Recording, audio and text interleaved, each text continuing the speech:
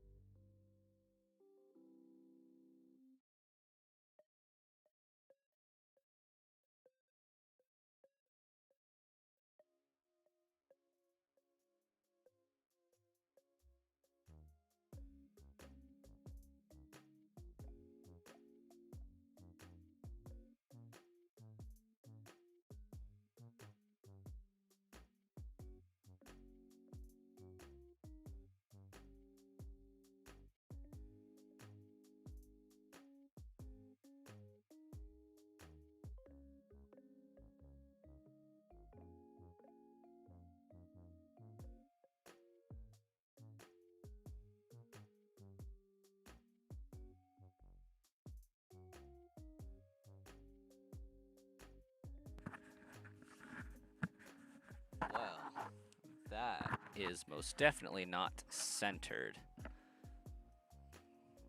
like it's supposed to be.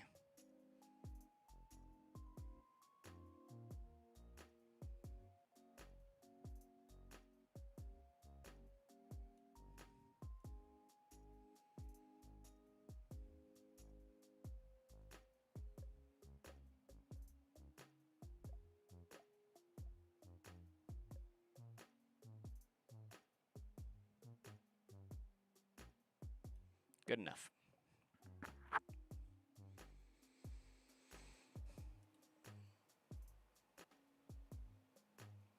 How's it going, Ruben? Okay. Let's see if I remembered to save when I turned off my console last night.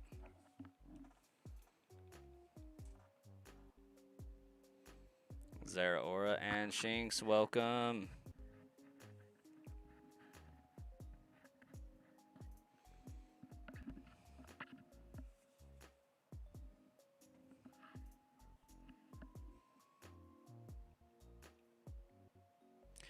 Going pretty good. Still kind of screwed up from the time change.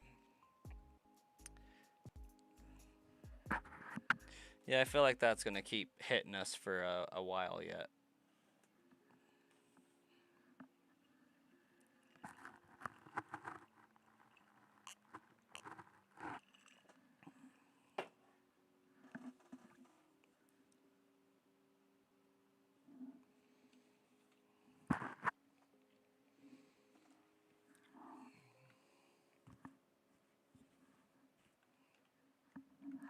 Oh my gosh, that's annoying. Better.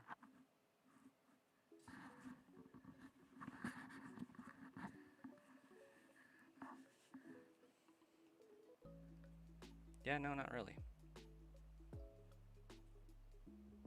Family's doing all right. Wife's at work. Kiddos went to sleep relatively easily today, which naturally means they'll be up in about 5 minutes because I started to do a thing. But you know, they're doing really good.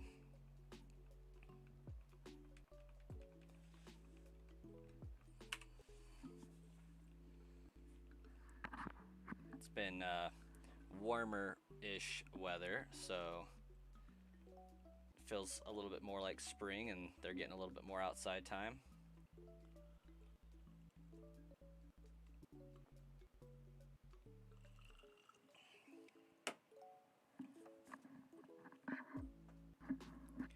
Yo, why is my music crackly? That's weird. Don't tell me my headphones are crapping out already. Somehow, someway, they for sure know when Dad is trying to do a thing. And I think that's just the universal law of kids. Oh crap, we didn't start my timer.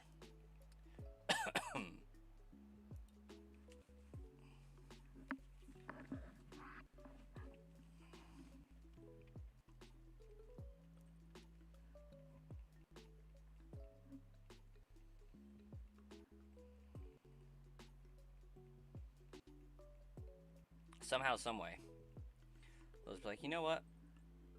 Your attention is not on me at this moment. Even though I'm asleep, we can't have that.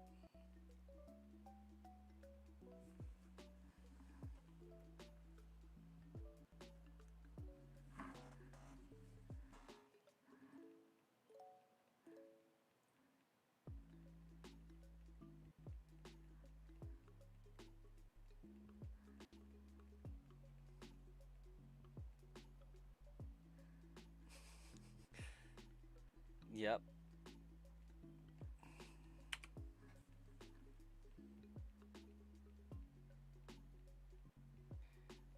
Just light alarm clock goes off in their head. It's like, hey, the switch is on. Gotta be up. It's like the PlayStation 4 chirp when it comes on. Still no shiny Bulbasaur, Smoker. Yeah, still at it. Okay, hopefully this doesn't break stuff.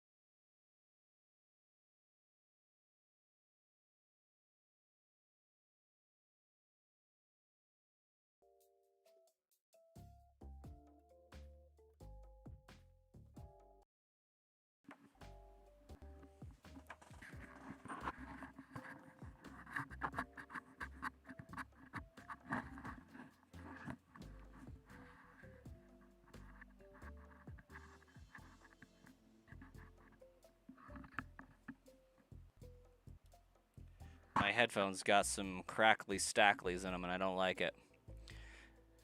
You're close to 5,000. Still no shiny? Yeah, that's how it goes. Welcome, Shauna.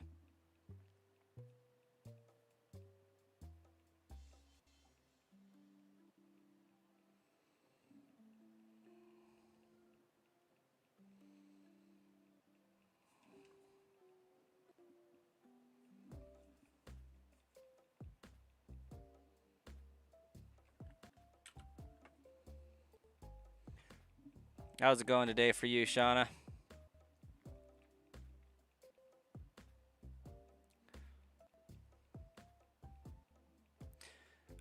The music for you guys doesn't have like static in it as well, does it?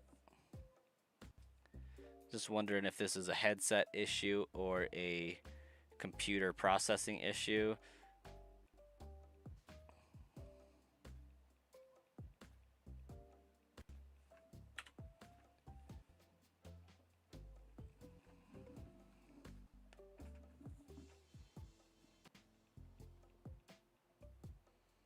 Water company got all pipes laid. Wow. Wasn't that supposed to like take them until May or something?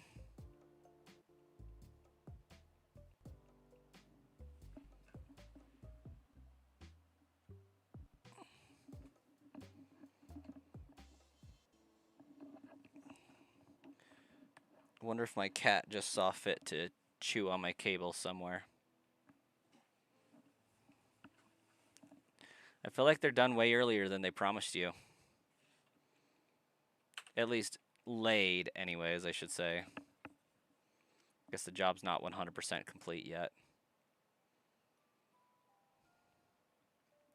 Do do do do do do do do do do do.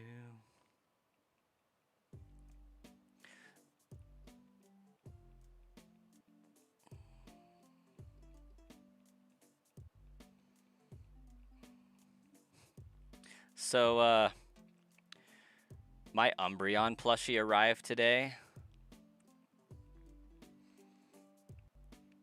It's huge.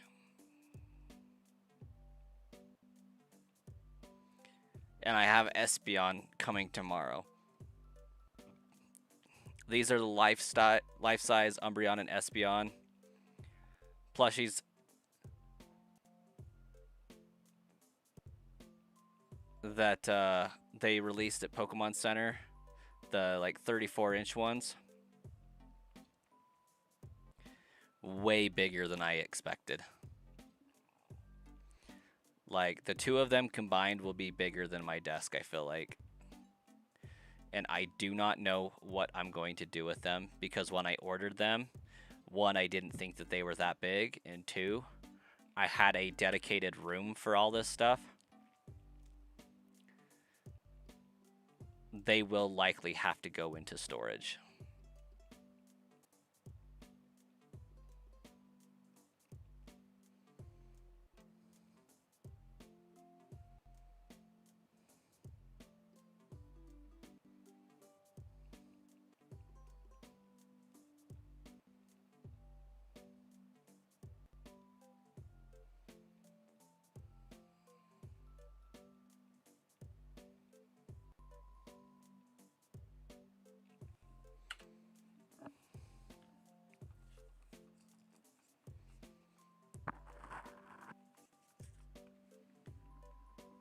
It was not a shiny Umbreon.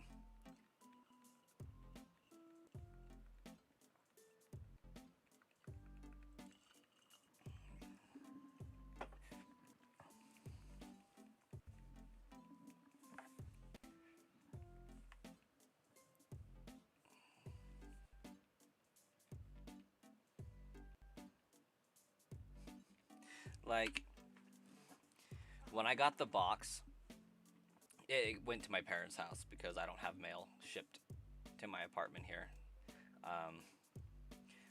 I picked up my kids from my parents' house after work today, and it's just sitting there in the middle of their living room. I'm like, dang, that's a big box. They must have put both of them in one box. No. It was just one of them, and it filled the entire box. We're talking like this box is probably 4 feet by 3 feet by 2.5 feet. Like, it's massive. Send it back until I get a shiny.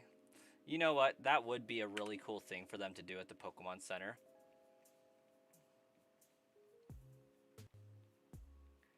It's like, you know what? You're ordering this Umbreon.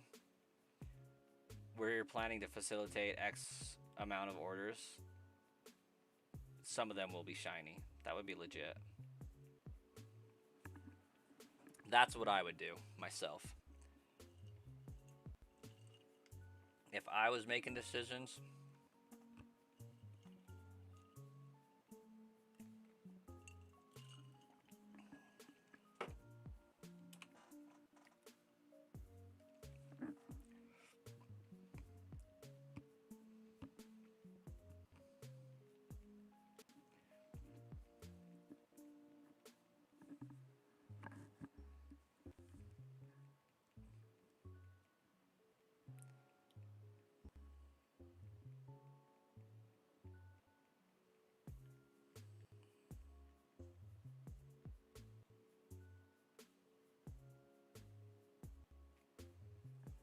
Goodness.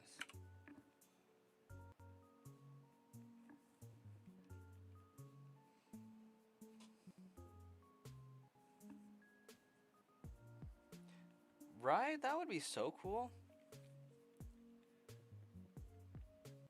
I don't know if the Pokemon Center actually has a physical store, do they? Because there's the Pokemon Company, and like there's the Nintendo store. Well, no, I guess Pokemon Center Japan. They have physical stores. And I think there's Pokemon New York, maybe? Or maybe it's just Nintendo New York. I've been to the Nintendo store in New York on Times Square, I think is where it is. But I don't know if it was called the Pokemon Center. I feel like I would have went out of my way to find that if I was there.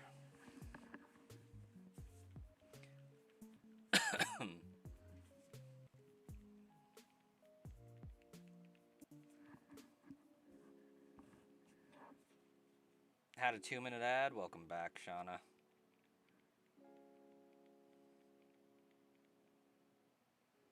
Checking now. Like, I do feel like there's a Pokemon Center in New York, but it must not be anywhere close on the island of Manhattan. Or, yeah, I guess it's technically an island, right?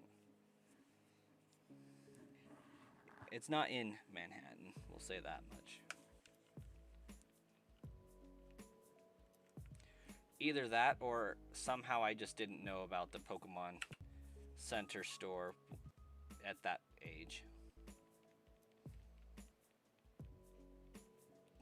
I was there worrying about other things since that was where my honeymoon was, so I was a little preoccupied.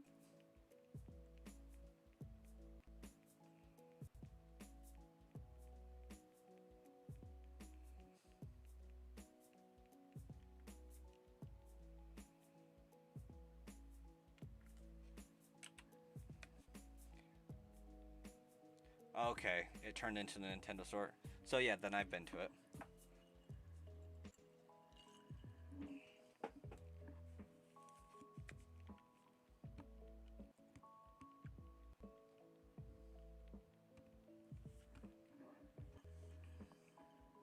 Hey, Star Killer, welcome. We're really not hard to find these days.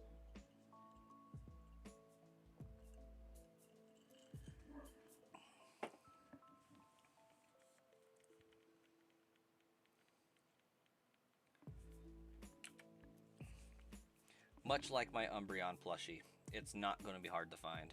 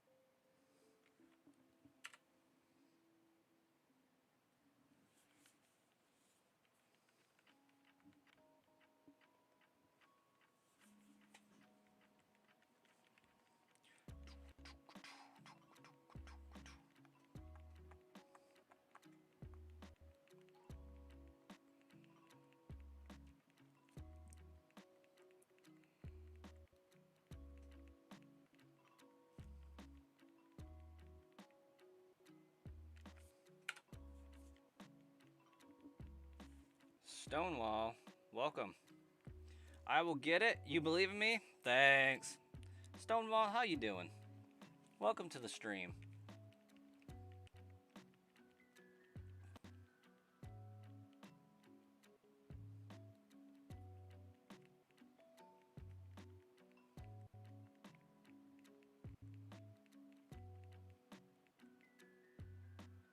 You're alive and well. I'm doing pretty freaking sweet myself. Got some time today to grind out some shiny encounters. Or, well, non-shiny encounters in the hopes of a shiny encounter. So life's pretty good.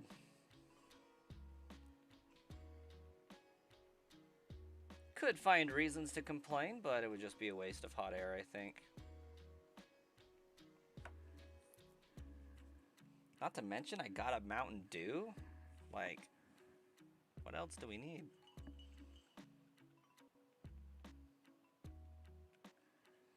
Took a bottle of Code Red, took a bottle of Livewire, mixed it together. We got, you know, redneck game fuel.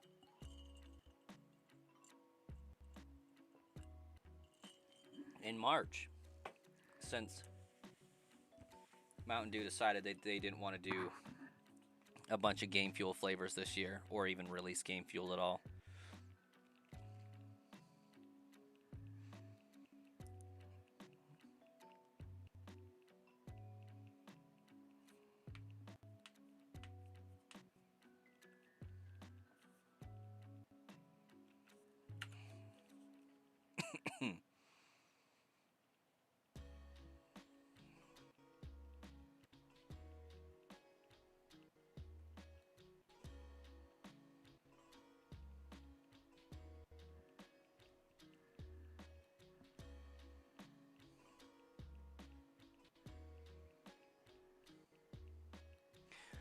Hey, Starkiller, do you know where Anastar City is? Because, like, this says Anastar City. But I kind of feel like it's the same sound as the Hidden Retreat from Legends EA.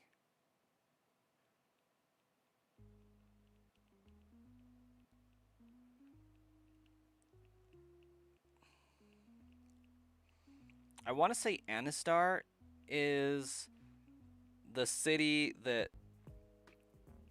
the flying gym leader is in Generation 5.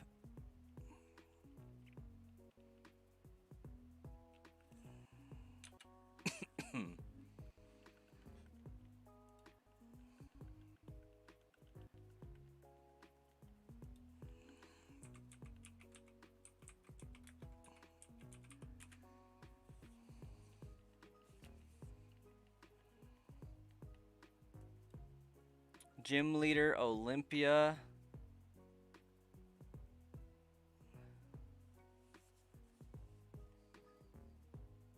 Oh. It's Gen 6?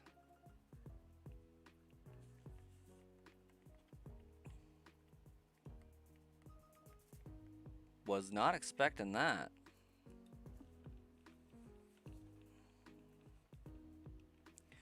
Do, do, do, do.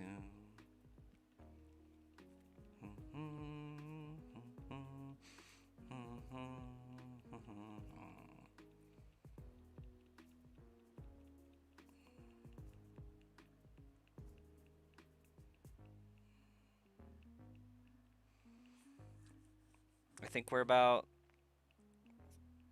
8 minutes away from a by Swayze sighting. That's why it sounds familiar.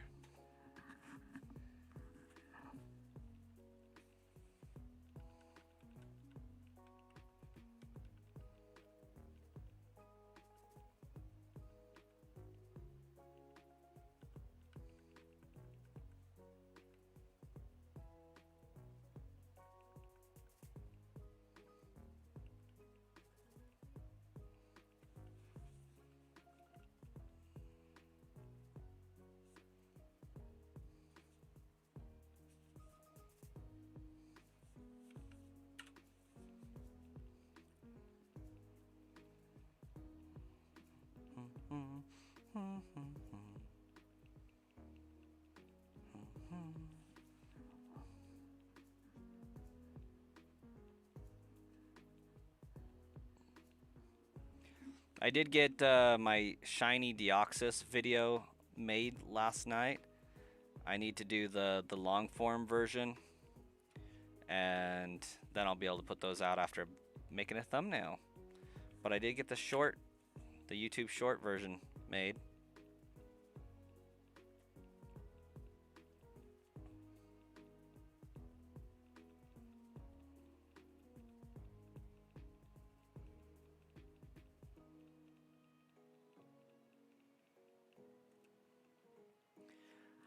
Also, I totally accidentally stayed up till 1 p.m. or 1 a.m. last night. Guess my body kind of just defaulted to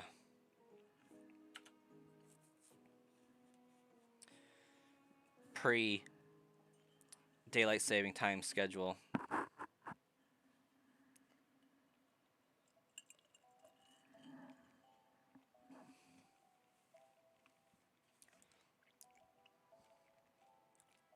And just think, I found it that fast after spending an entire stream asking everybody which one I should do.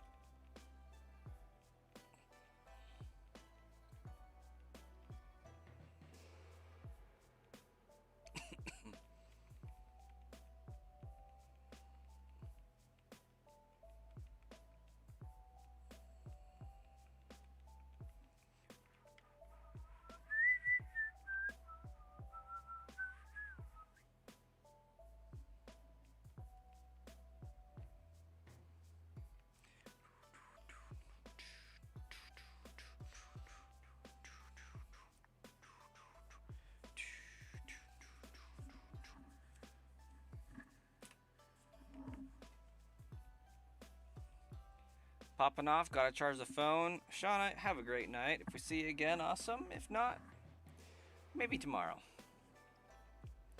I will likely be trying to do a nap time stream sometime tomorrow. There will not be an evening stream, more than likely. Tomorrow night, I got a buddy coming over, gonna work on some stuff on his laptop, see what we can get figured out.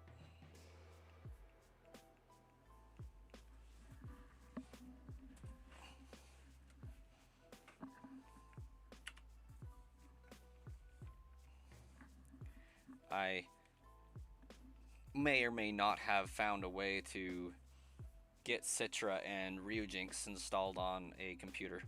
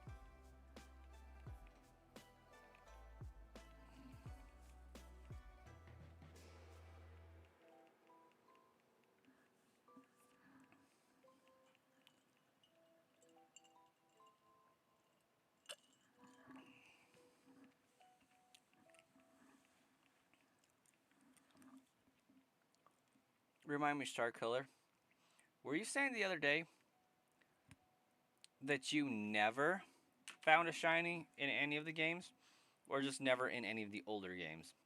Like, surely you found someone like Scarlet and Violet, Sword and Shield and whatnot. Winds and Waves is already on the Nintendo Store? What? Like the store or just like Nintendo.com?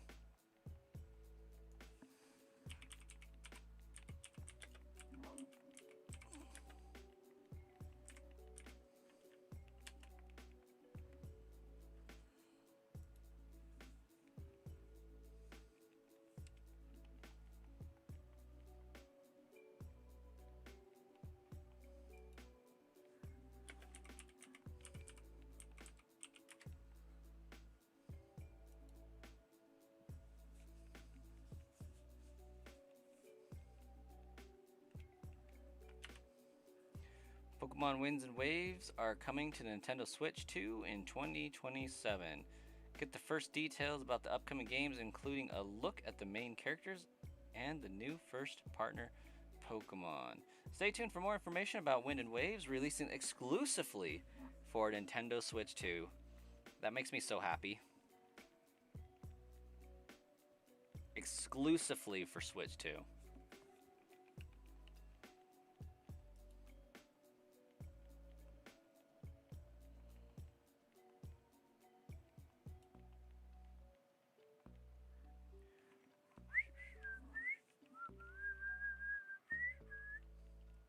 Never in the older games, your first shiny you ever came across was in Scarlet and Violet, and then Sword and Shield, and all the new games. Gotcha. Red Gyarados, and a Haxorus to boot.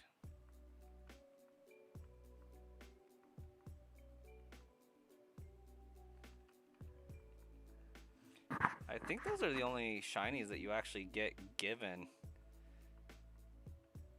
in the games.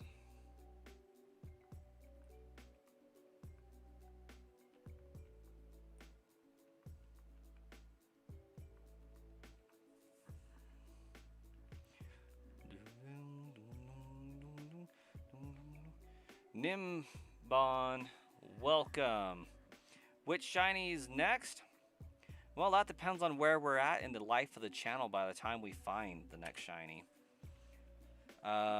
Granted, with the nature of shiny hunting in this game, I can't control which shiny I find, but I can choose a group of shinies to hunt.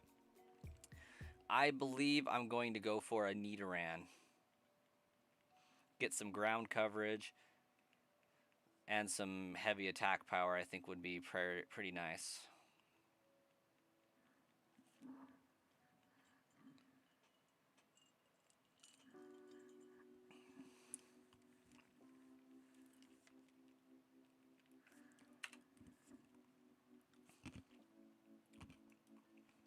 Welcome to the stream though, Ninbon. Yep, shiny only run. I ran through a quick playthrough of Pokemon Fire Red when it first released on Switch 2. Got to the end of that, found my shiny Deoxys. So now we're doing a shiny only run, see if we can get the same Deoxys luck to come through and bless us with a good shiny only run. Hoping to grow the channel quite significantly over the course of doing that.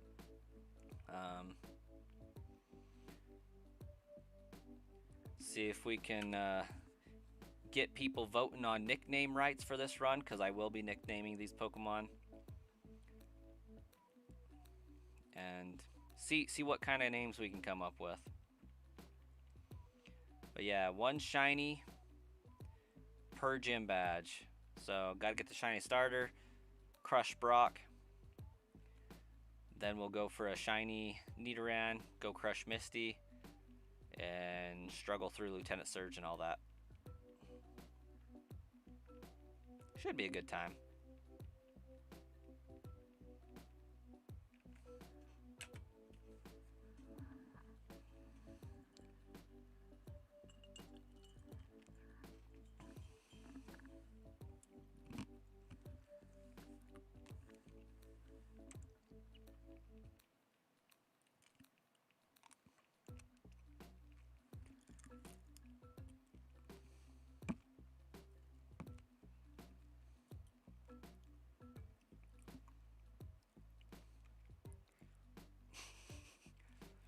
I know that says green turtle from context, but that's not how I read that, Star Killer.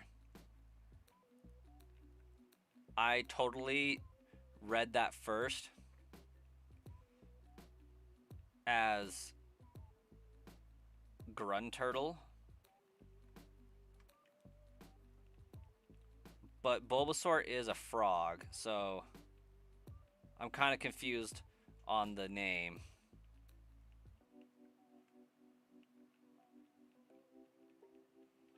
Or are you calling the future now, saying inevitably somebody's going to like gift a membership by the time I find this and say, do a Squirtle check, and then next thing I know, I have a shiny Squirtle for my team. Turtle Frog.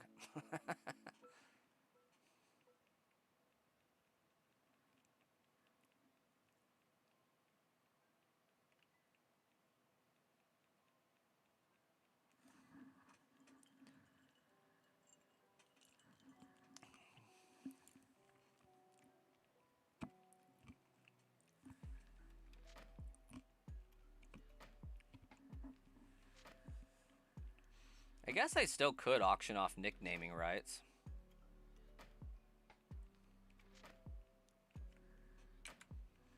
Just because the channel isn't monetized doesn't mean that can't be done.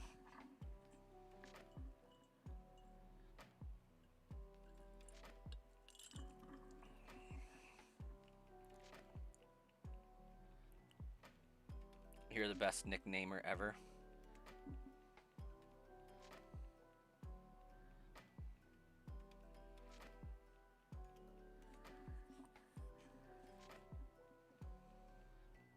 He's the best around.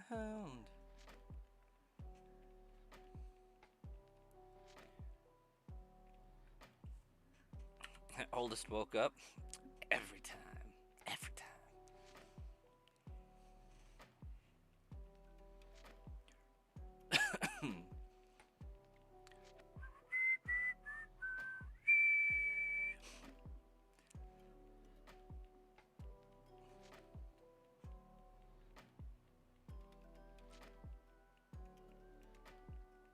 The Wii Sports opening's got to be one of the best jingles of all time.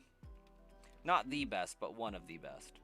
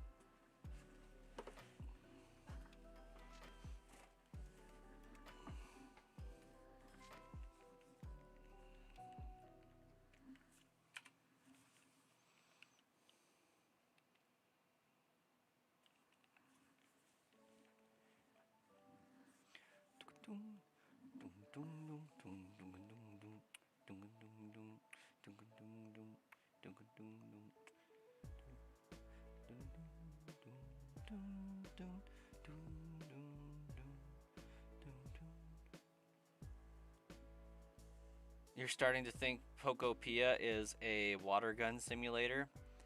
Very likely, actually. Ooh, just went up to 357. Thanks for the sub.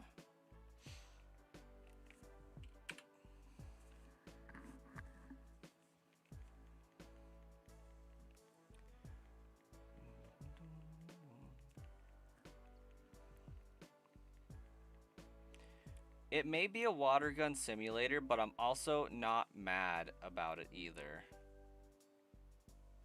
Bye, sub. Must have been a mistake.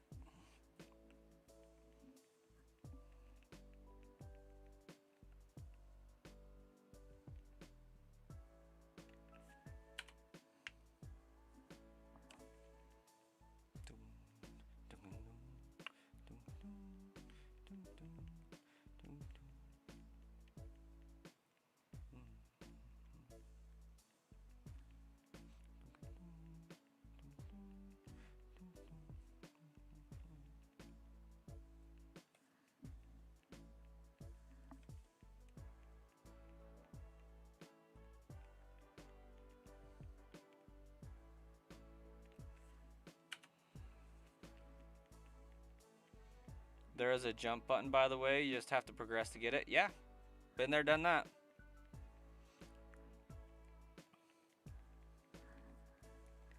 Have to find yourself a Magikarp.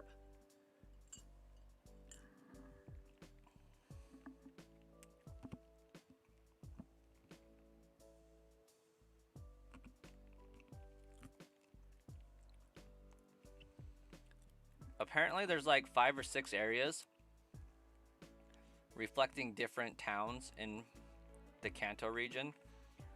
And I just think it's setting them up so well for DLC. Like, I bet there's going to be continual events for this game, like Animal Crossing, and DLC.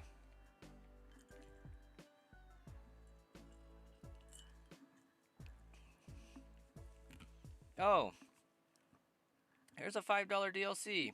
Get 10 extra Pokemon characters unlockable. Here's a $15 DLC. Here's this extra town you can now visit. You uncovered a way to get to Lavender Town or whatever. This game is massive compared to ZA, and you think you're kind of mad about that? Yeah, I was actually surprised. This game is huge. Like, I was saying it when I, you know, about an hour into the game when I realized just how big everything was. Like, they could easily open it up.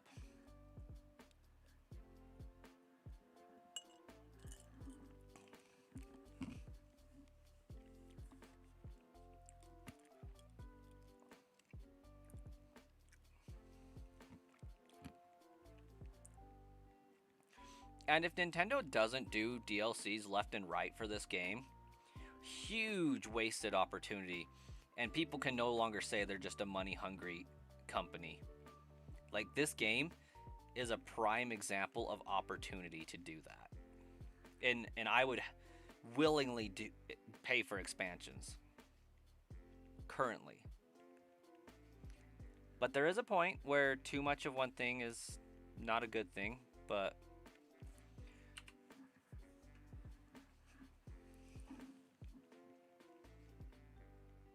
for now, it's fun.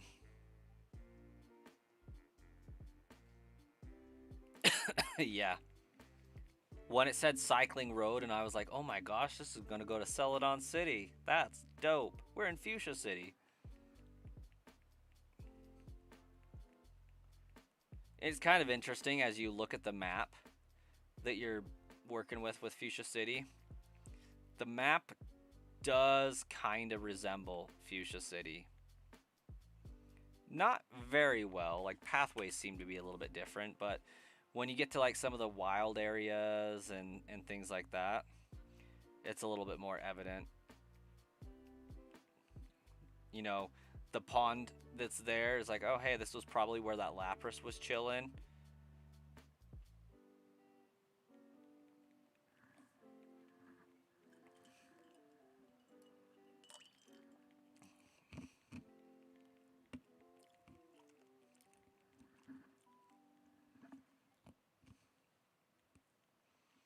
Oh, sales have been pretty great for it. I mean, it is like it got really high ratings, so like it makes sense.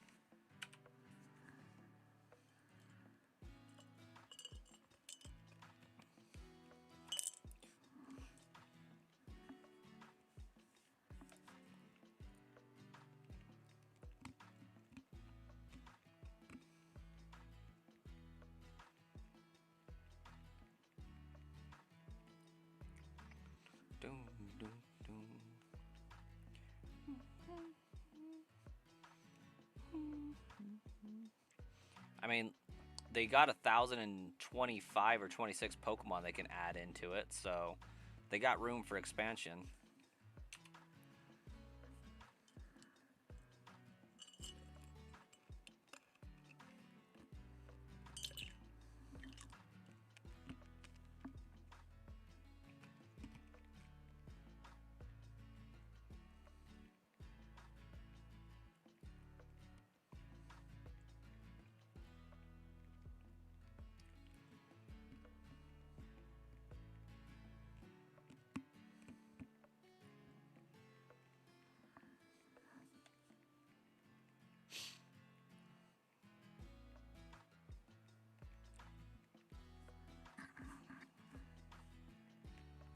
And doing DLC for it would make this Pokemon 30th year anniversary year celebration like a little bit more impactful, a little bit more filled with Pokemon goodness.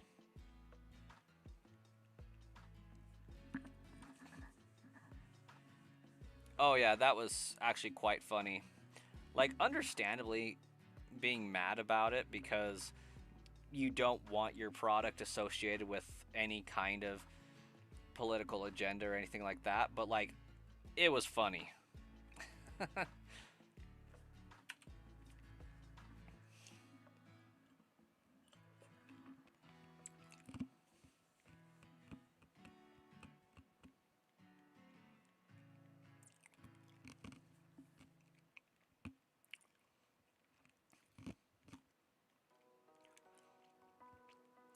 I think funnier than the contents of the message was the fact that it was the White House public account that did it.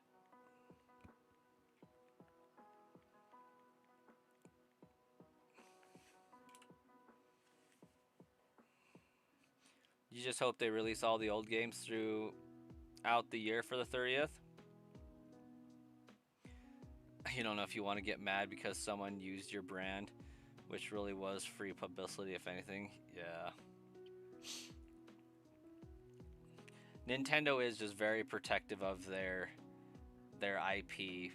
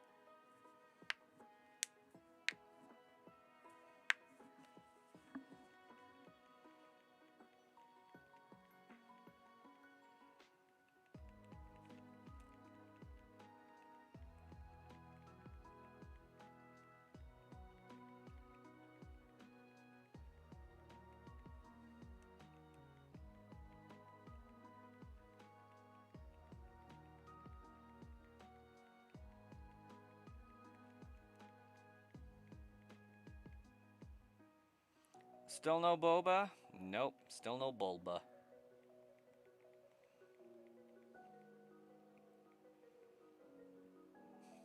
I see you found the other channel though.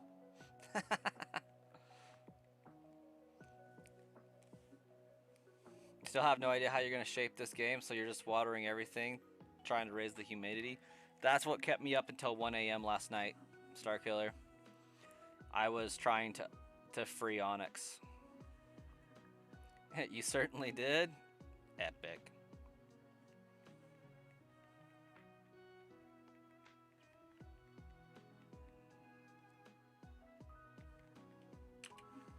Well, welcome back, Stonewall.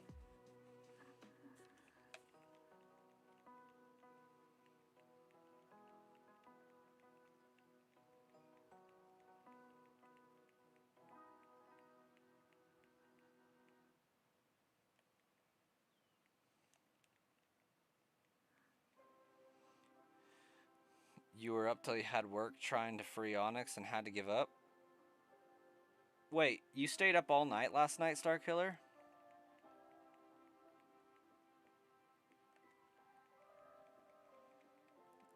Hey, thanks, Stonewall. Stonewall Silish donated $5 through Super Chat. Here's a little for the new PC. Glad that's still working. Also, I need to adjust that up. And make that up top here.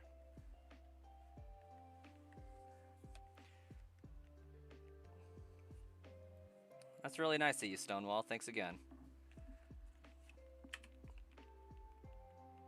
I want this alert box.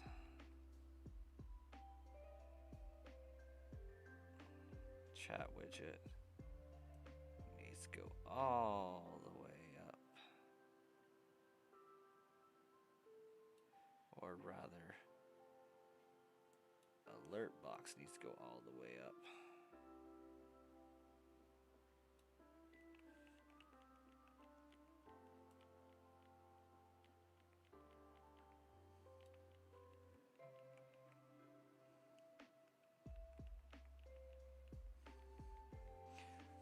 It's only a little though. Hey, that helps significantly. Like it all adds up really fast. Like that's my goal for this new year, is to use like literally everything to go towards that. My computer's from like 2017, and I can't help but think that the stream would run a little bit smoother if I upgraded that. Just knowing what upgrading my router did for it, oh yeah.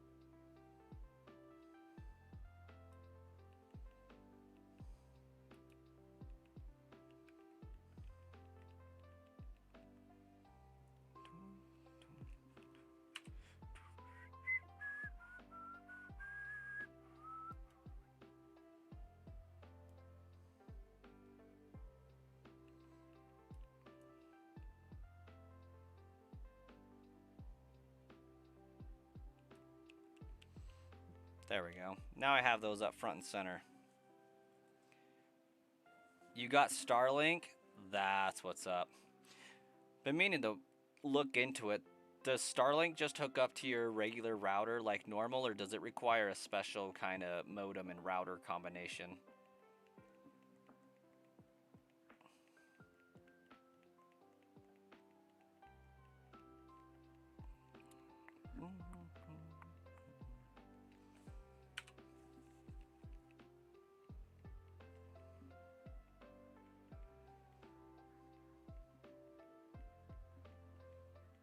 It all comes with the package? Okay. What's the download and upload speed on that typically?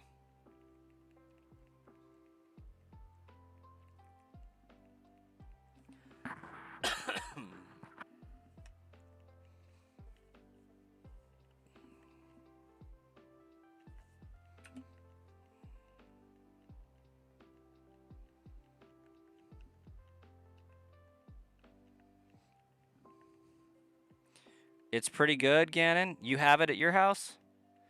Ah.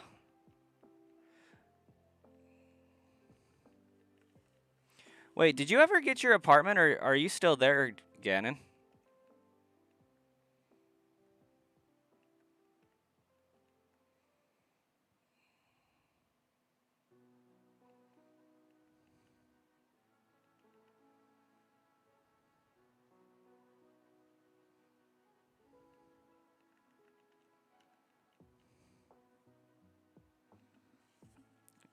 You're still here right now? Gotcha.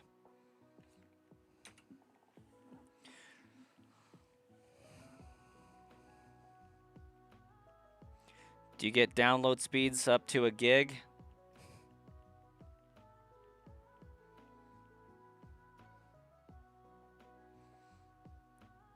Oh, you're over at your grandma's now?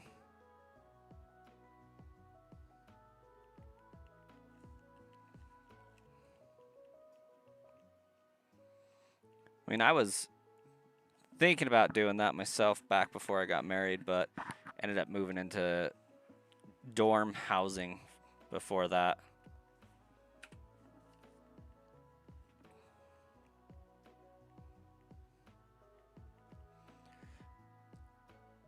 Not that high, but around 400. I got like college level Google Fiber over here or something these days. And I thought my internet had just changed and sucked a bunch. Turns out my router was just throttling my internet because it couldn't handle what I was giving it. So that was like 90% of my stream issues right there. Upgrade the router. We're able to multi-stream now. Great investment. You want to live by yourself? It ain't all that. Like the older I get, the more I'm like, you know what? I think multi-generational housing is like the way to go.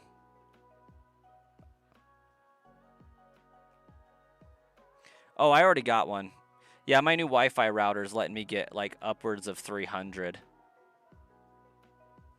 for download and upload.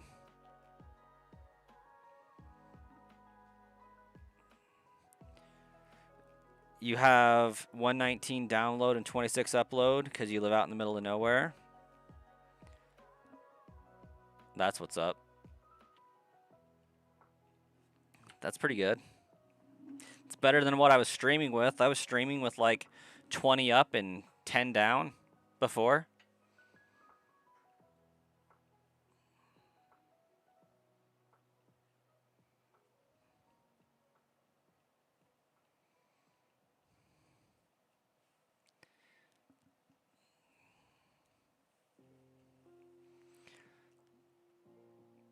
Wait, fiber's awesome. I thought Starlink would be better than fiber.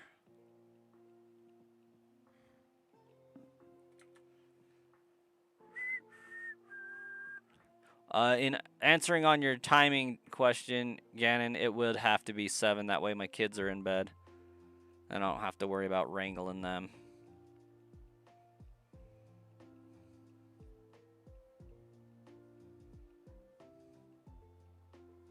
You got fiber, Starkiller? Nice.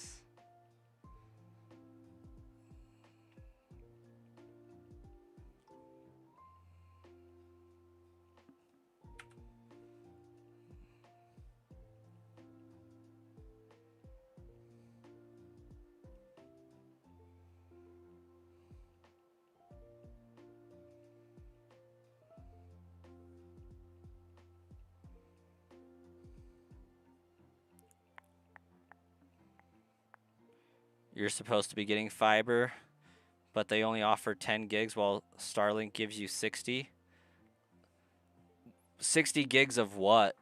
Like downloading for like streaming and stuff? Or is that a speed type deal or what?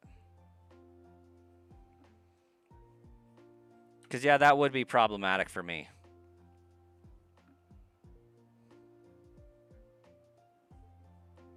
Hey, Moondrop, welcome.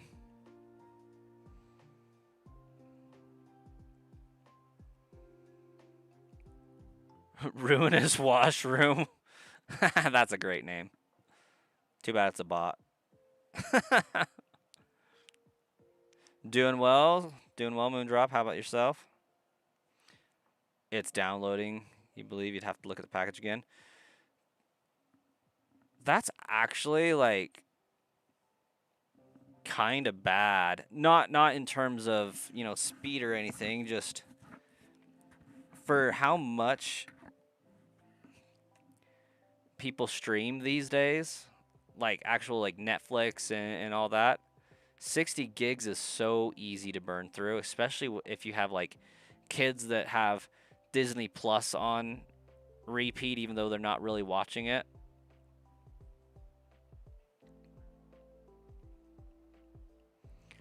You got a shiny Magikarp in LA. Nice.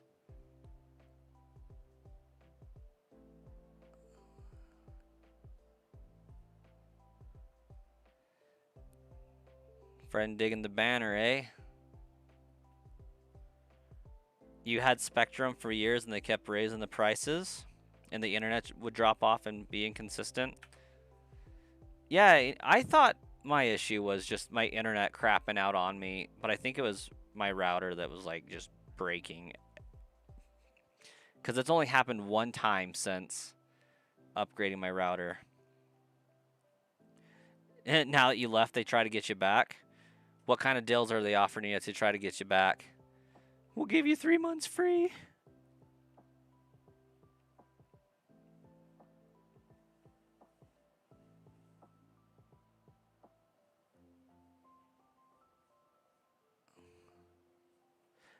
It may not be for download.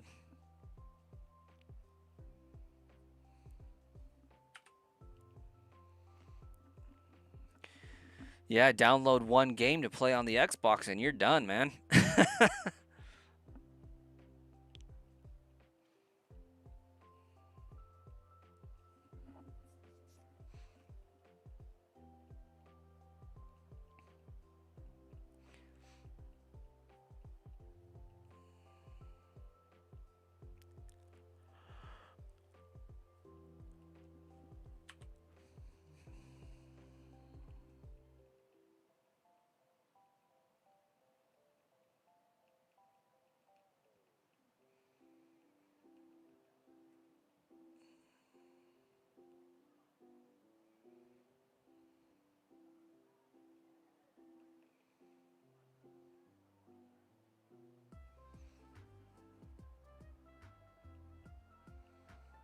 They offer super cheap deals, but you know, people who have taken their deals and they don't honor them past 1 month. They offered $50 a month for a year. Last offer they sent.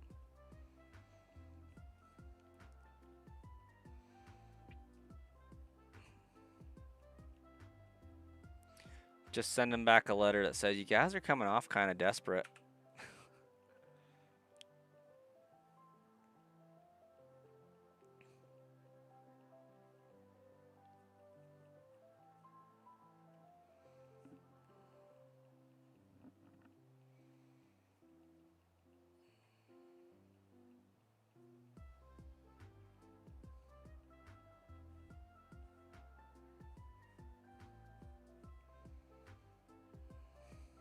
Your plan is unlimited at 400 megabits per second. That's what's up. That's pretty awesome. Unlimited streaming.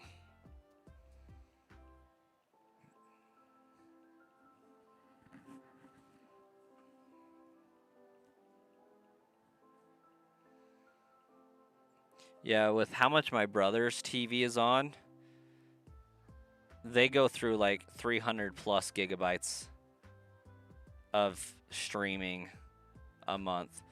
But the TV's like almost always on due to, well, he used to work overnights. So when he was home, it would be on, yada, yada, yada. But like people weren't watching it most of the time, which is kind of sad.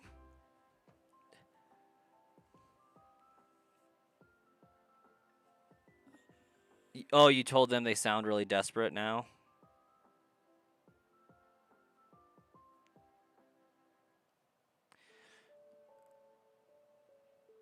Oh, it's 120 a month. That's pretty steep. I mean, mine was $80, $90. So, I mean, that's not terrible for the quality increase, really. Your bill was like 200 a month? Oh my gosh. That's crazy.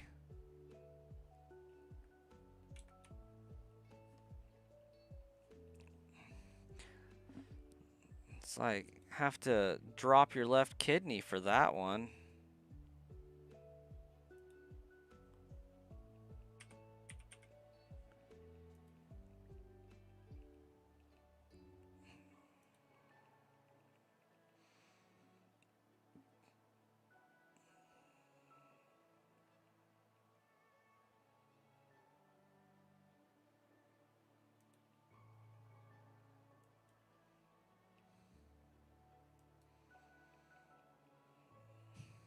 Oh wait, I did want to be on the Go Live stream. I know what I was doing.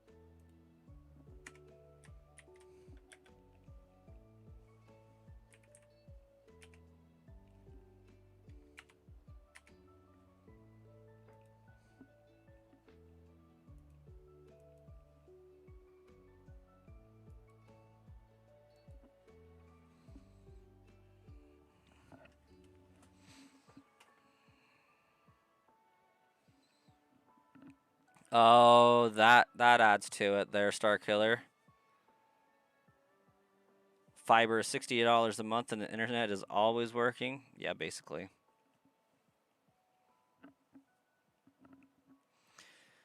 You had house phones and internet with no TV packages, and they just wouldn't lower the price. So you called fiber one day and got it switched over.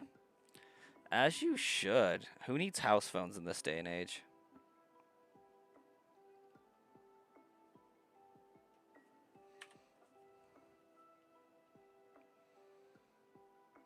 Okay, I'm going to do this next encounter, and then I'm going to go get a midstream Mountain Dew topper and turn off my AC because it's getting kind of cold.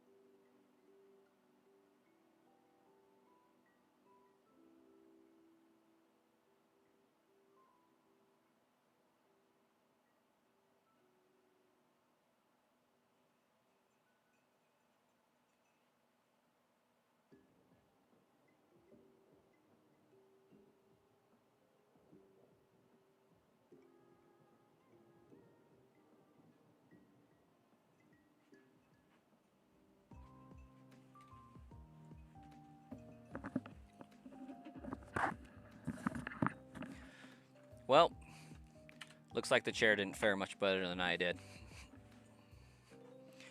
You dropped the house phone and they raised the price on us again after that. Yeah, because they were losing money.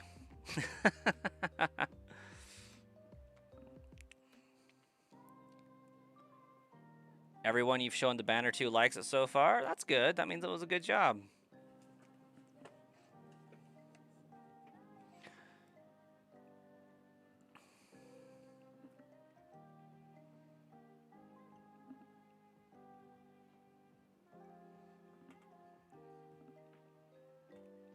It's probably way better than my banner. Either one of them, really. I think a banner's one thing that I didn't have done on Fiverr, but I could be mistaken on that.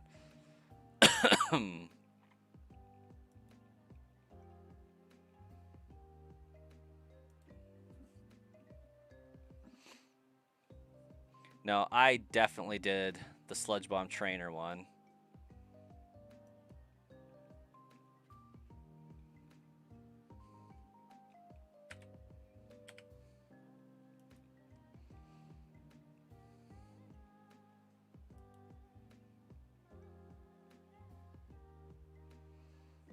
But I think I had somebody else do the brass coin one.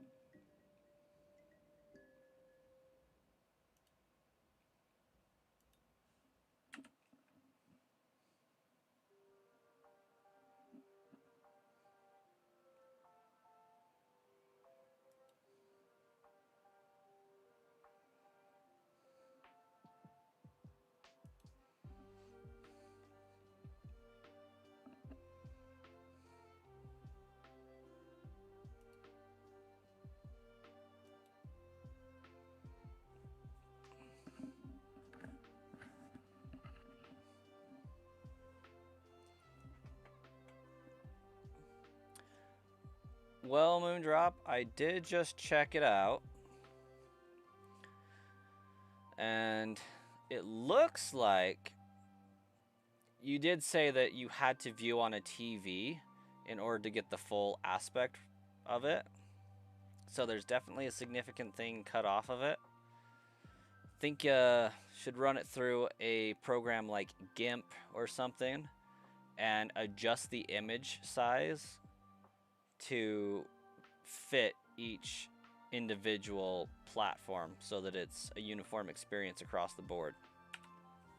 Because I see Soul Heart half cut off, but that may be my computer settings.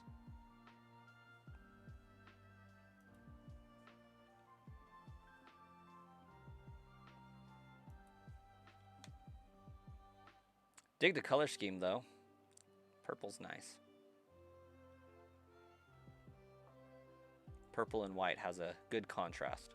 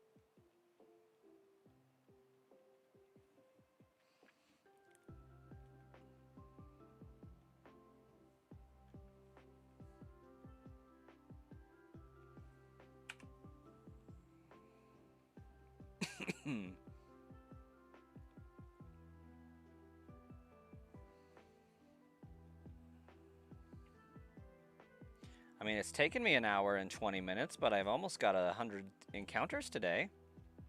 I feel like that's longer than it should take. Well, more like an hour and 10 minutes because of the stream startup time and all that. Still, I feel like I should be getting 100 encounters in about 50 to 60 minutes instead of 110. But I'm not too far off the mark. I mean, I haven't been wholly locked in. Like, we've been chatting. I've been getting distracted with things. It happens. We'll blame it on daylight savings time this time, because I can. It's a valid excuse, I think.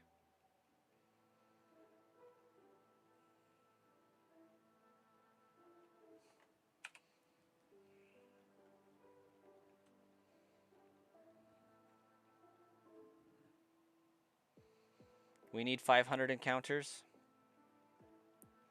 We need over 9,000 encounters.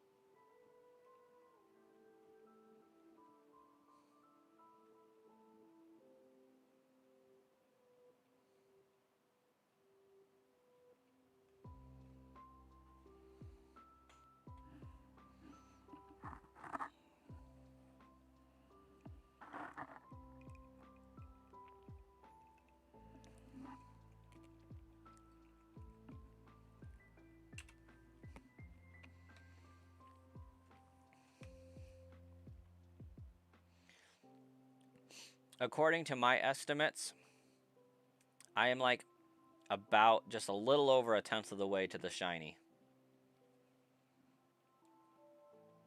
That's where my guess is putting me.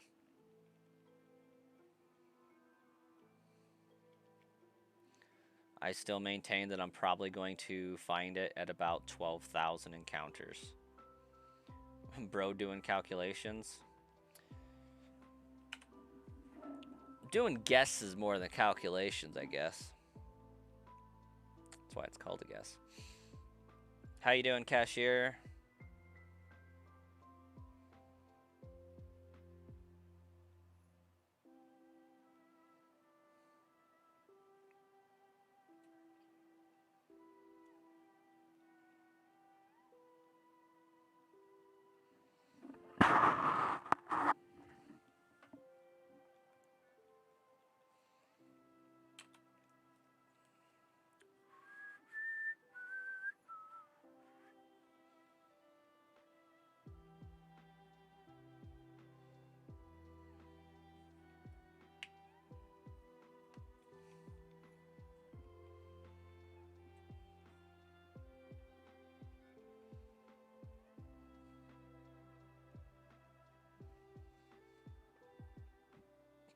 One of these days, I need to have a stream so long that my music repeats.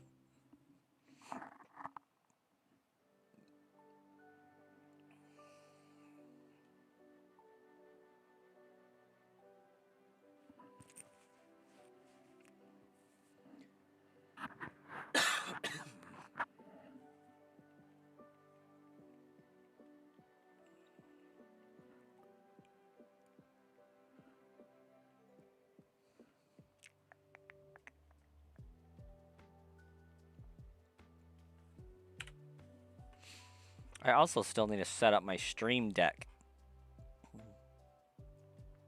I have yet to do that.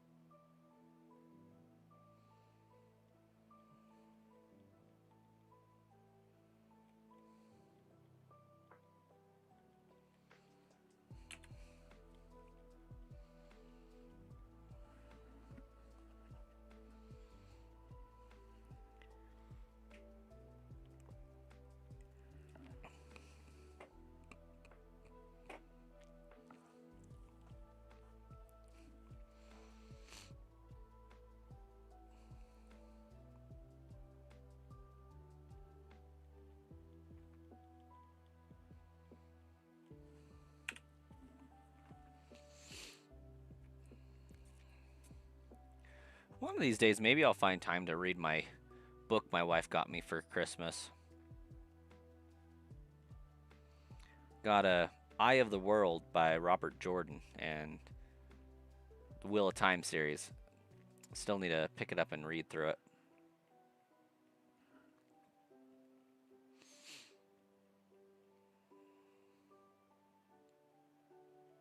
I also really want to play D&D again. I don't know if any of y'all have played D&D, but it's a massively, wildly fun, yet a little addicting game.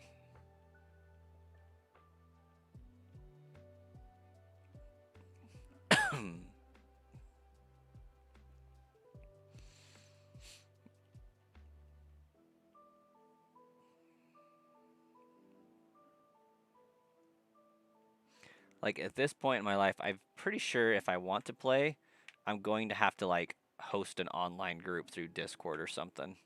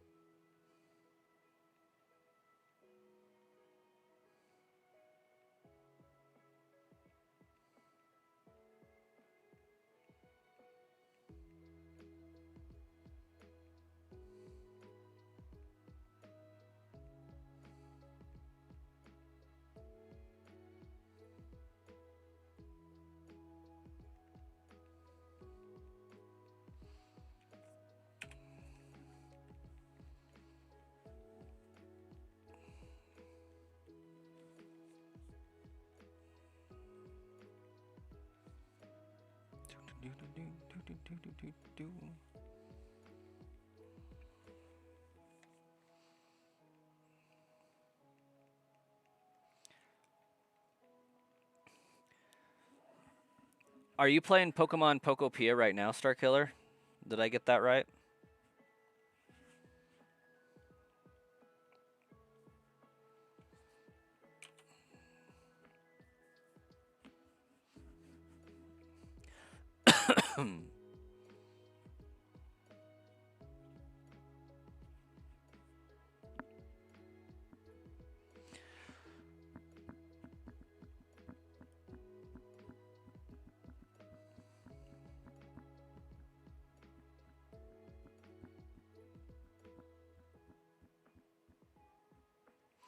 You've gotten to free Onyx? Oh, you've got a free Onyx.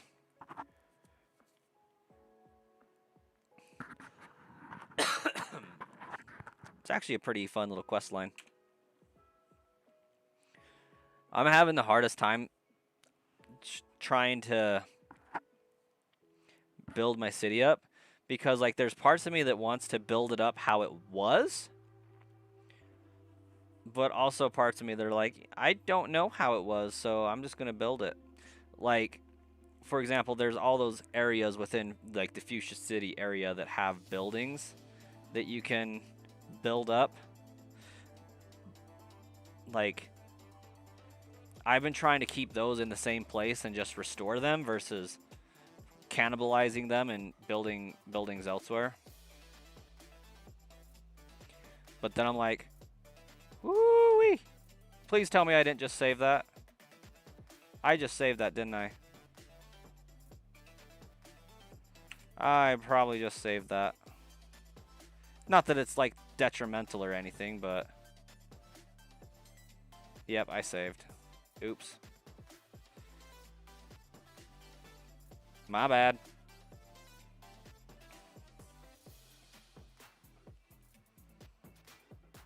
Crap.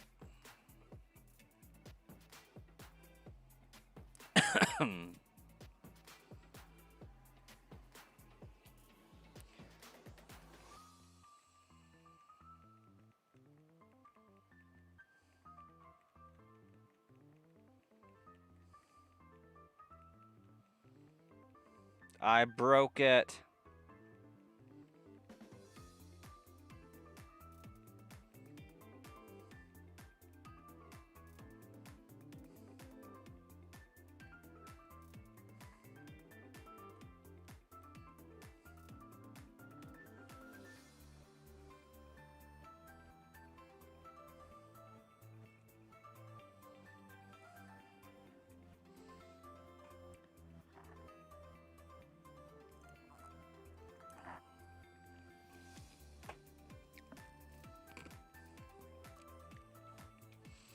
I got distracted talking about Pokopia.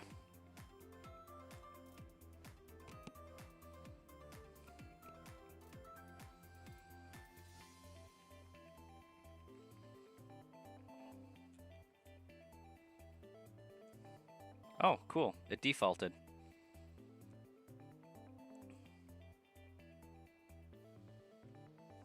Now we gotta reset all the restarts. We're back at 1. Never.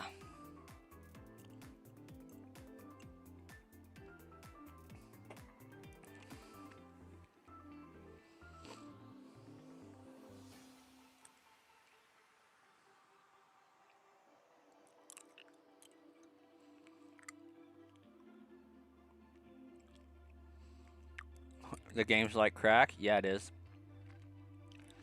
Told you, it's got like all of the satisfying effects of Minecraft and all of the satisfying gimmicks from Animal Crossing. Not to mention Pokemon.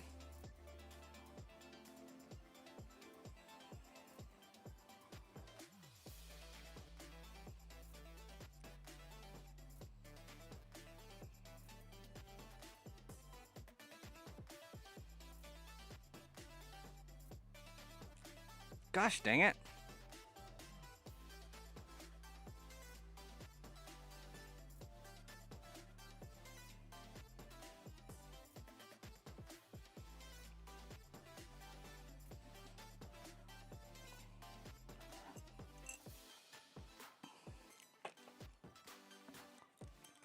Understandable, Star Killer.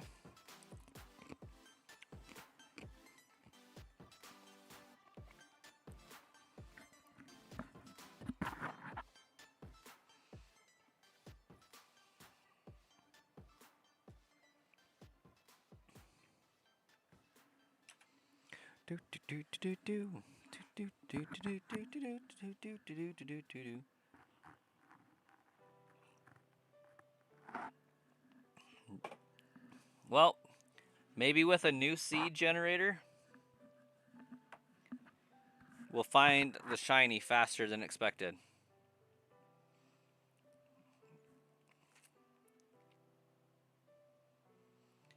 Minecraft fans are the poster child for brain rot. Nah, Roblox fans are.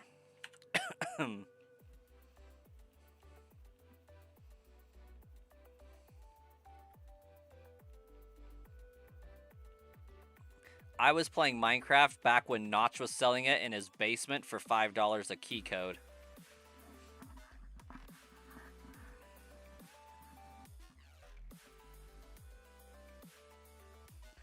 I am about as an OG fan of Minecraft as you can possibly get.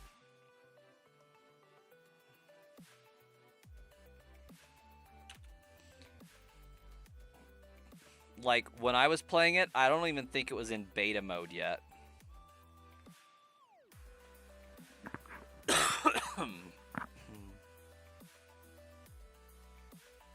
Roblox, Minecraft, same thing.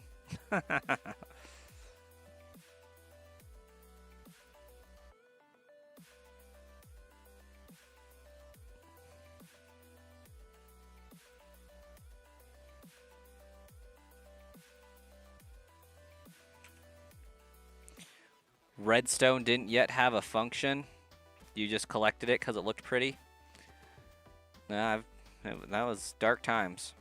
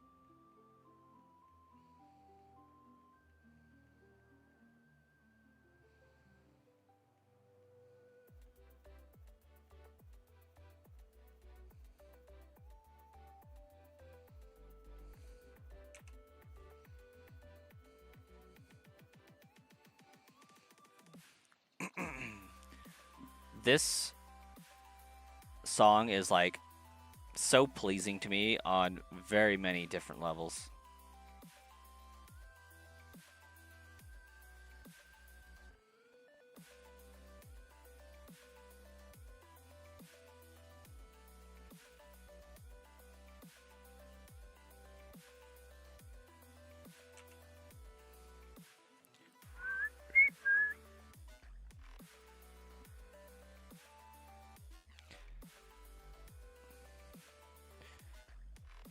We just moved back the shiny Bulbasaur 3 days? Maybe.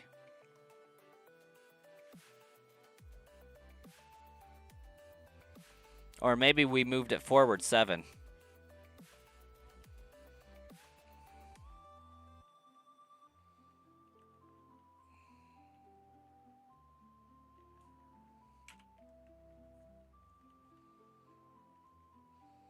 You're trying to get all 3 starters shiny this game, but you're sure you'll give up before you even find one of them?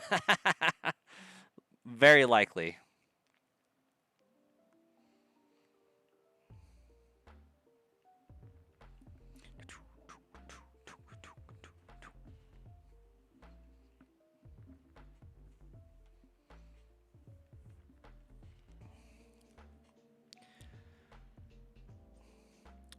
Just don't quit if I find my shiny Bulbasaur before you. That's not allowed.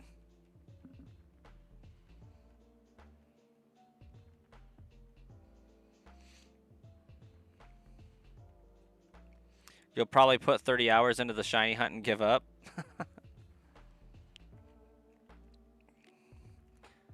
Nah, if I find my shiny Bulbasaur, you gotta find yours. Them's the rules. I don't make them.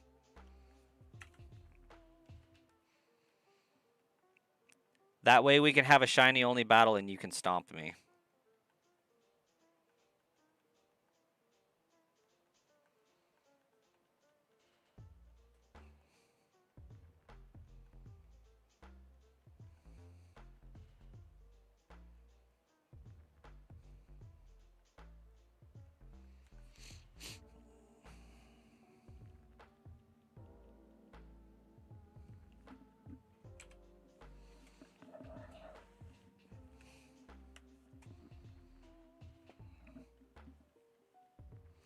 The second I find the shiny Bulbasaur, you're crying and giving up.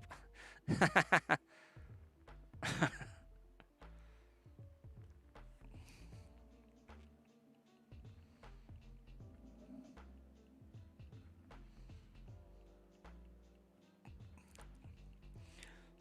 funny thing about that is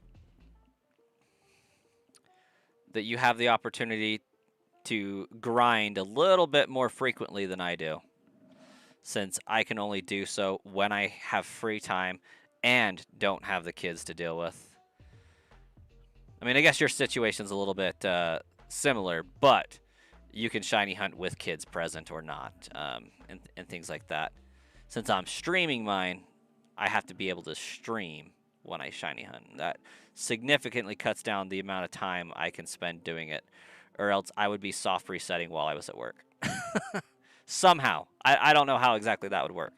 My job is way too demanding for that these days, but if this was like 2 years ago, oh yeah, you would bet I would be doing some encounters while I was at work.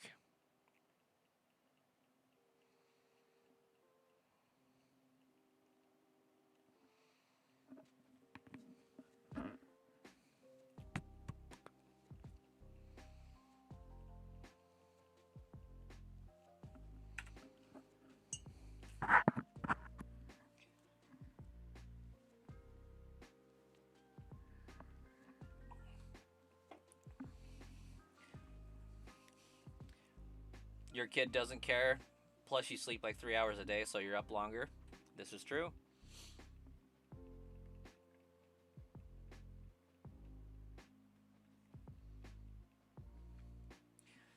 Out of curiosity, maybe this is a terrible question to ask, but you were talking about donating plasma and being deferred and all that due to partying. Does that have anything to do with your insomnia currently, or was that a thing even before that, partying? Just something that kind of popped into my mind.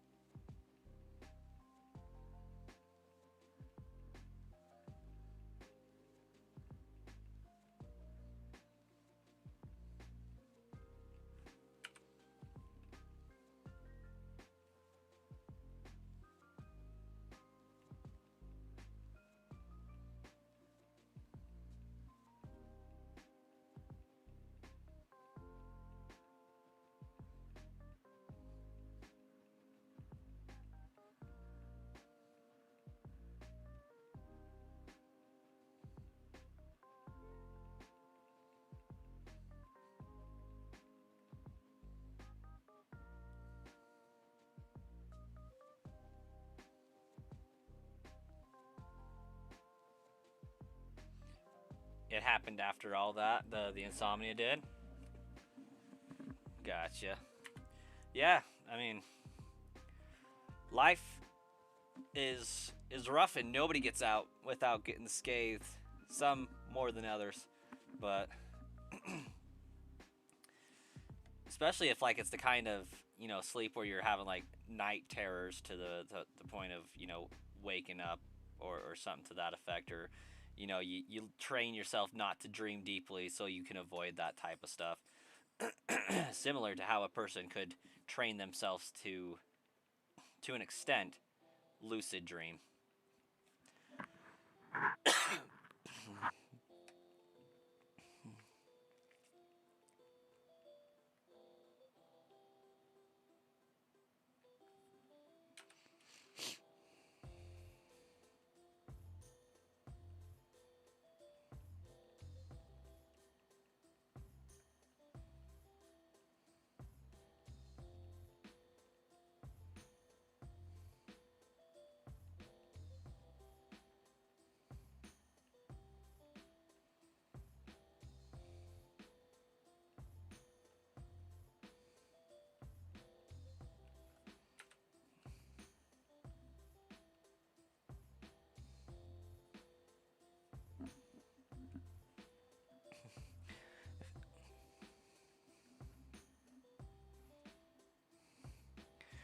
You don't get all weird like some people do, but you apparently sleep really rough.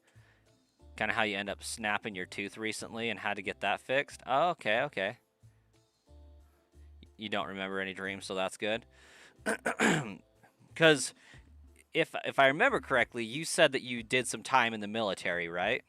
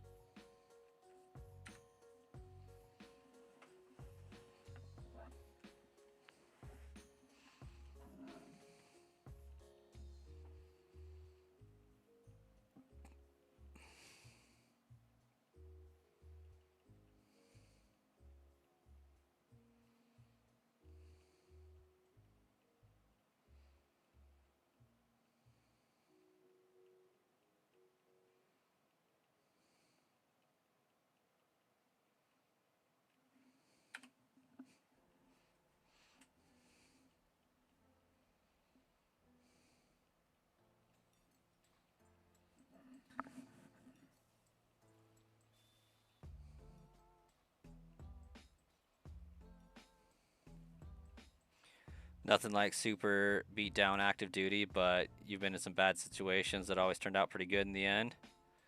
Think it's more of growing up in St. Louis that what gets you. Yeah. And I mean, even if nothing happened in the military that is like what people would expect, war to be like, and things like that.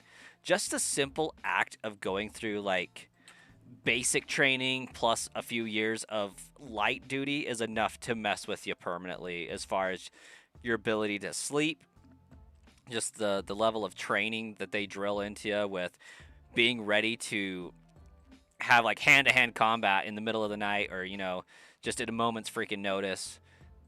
In the rude awakenings and things like that would be enough to like make any person have a rough time sleeping, and kind of have some anxiety around the whole thing, and some PTSD type stuff. But being involved in uh, active combat would definitely expedite that process for sure. But like our brains are not equipped to handle what they put you through for training in the military. Like they train your brain the best you can train a brain to handle it, but just the high stress, our brains are not designed to handle that high stress for long periods of time. Short spurts, absolutely good for survival. Long term, not a good thing for your brain. You were in Afghanistan and Qatar while shelling in a few firefights that no one got injured, and none of that really bothered you like it did other people. Because you grew up in St. Louis.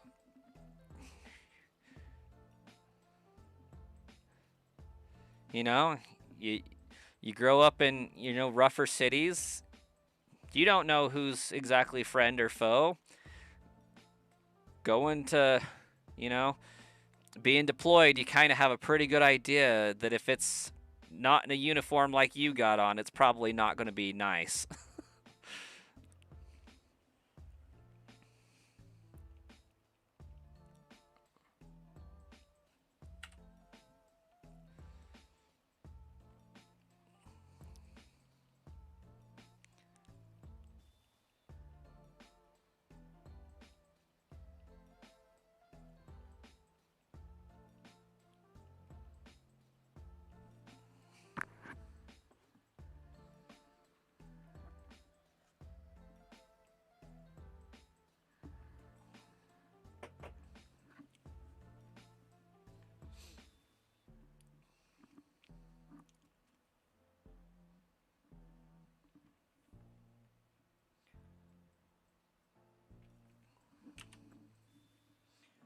And then there's the whole, we're going to tear you apart so we can build you back up the way we want you to be. That's a lot to handle as well.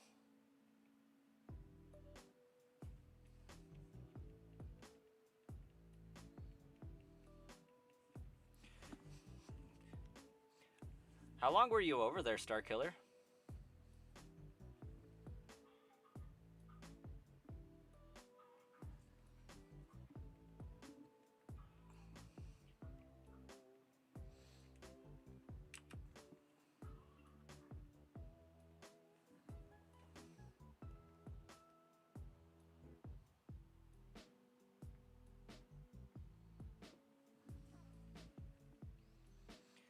That may be why you don't sleep much. Sometimes you sleep for like 10 hours. Could be.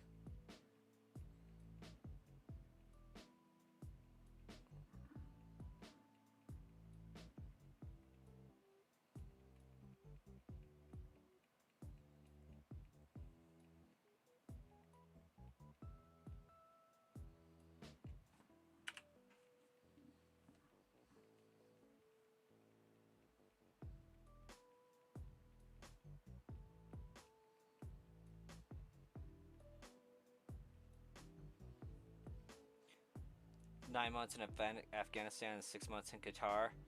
Okay. And then the other months were training, right? You did a 2-year tour?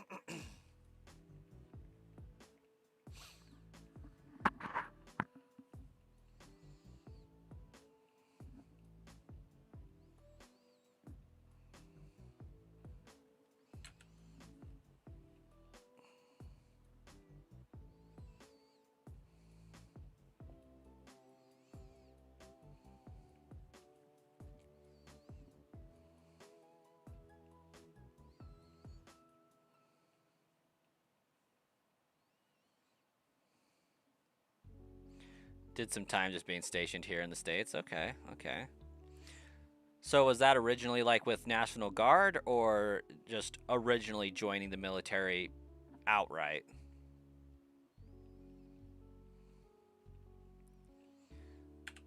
Because I was barely even a teenager back when that was going on, for the most part. So I can't remember. I'm pretty sure they sent National Guard units, but I couldn't be certain of that. The Army Reserve went straight into the Army. Okay.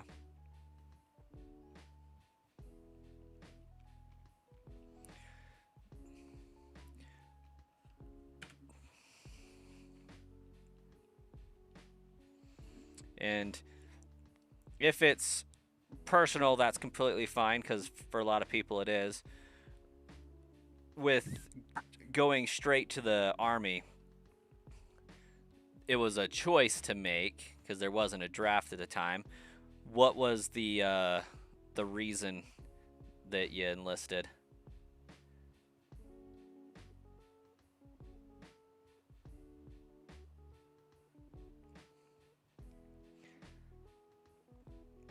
Because some do it for the country, others do it because they're psychopaths. Most, well, maybe not most, but a good portion do it because it was a job. Um, so like the reasons are like all over the place, and it's always kind of fun to hear people's reasoning for enlisting.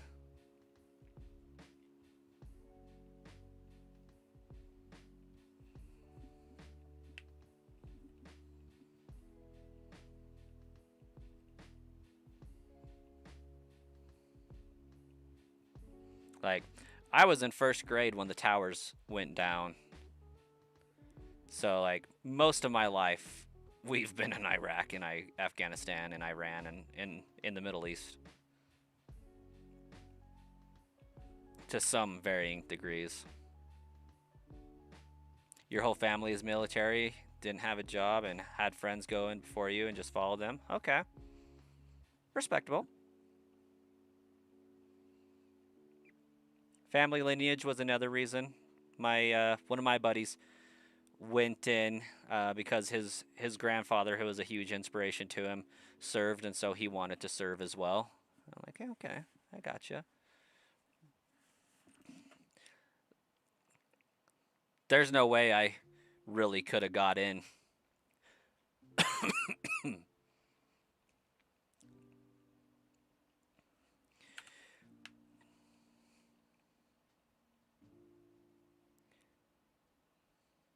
Mostly just because you worked at Taco Bell and wasn't really making any money, and it sounded like a great career compared to Taco Bell. Fair.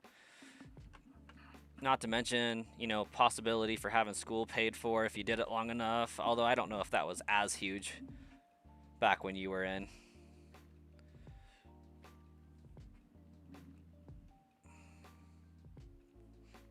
They got some really great benefits. Like, a lot of people do choose it as a career path just for career path's sake for a while. Go in, do 2 tours, have your entire degree debt free.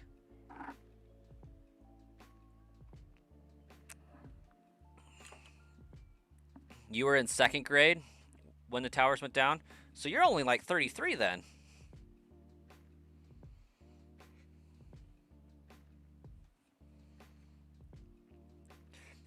Somehow I got into the newspaper. They sent our school out to do the Pledge of Allegiance outside to the big flag, and they had news reporters there taking pictures, and I ended up there.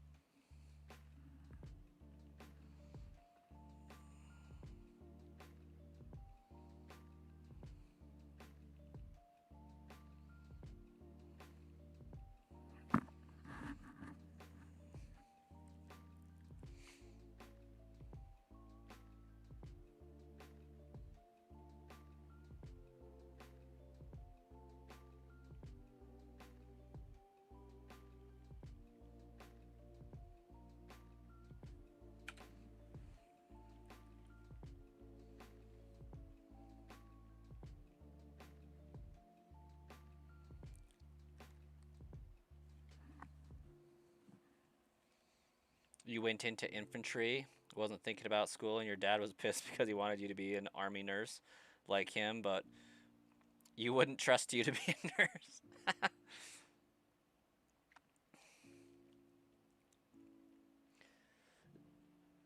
Not to mention, like, the sheer trauma of seeing the state of the people you would be treating can be more traumatic than actually going through the event itself in a large part. Like, that isn't for the faint of heart. Or for most people, for that matter, even if you aren't faint of heart. Like, that's a lot.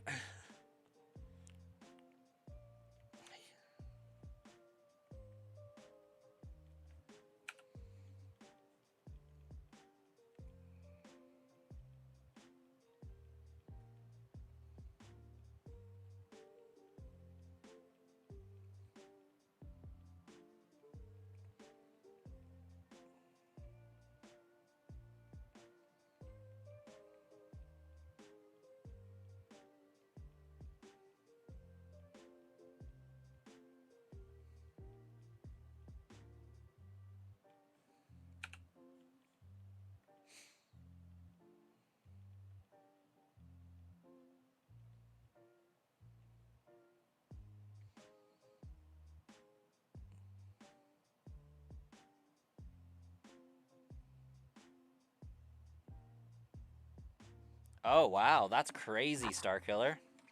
Had a little bit of a double spy situation going on.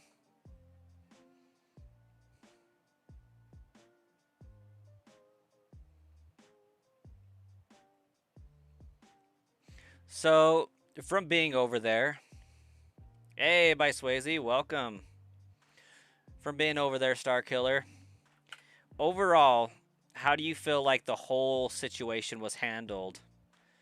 Because there are a lot of people that are like, it could have been ended so much faster. There's a lot of hot takes on what we could have done or should have done to handle the situation faster, to prevent, you know, kind of more of what's going on currently in the world right now. But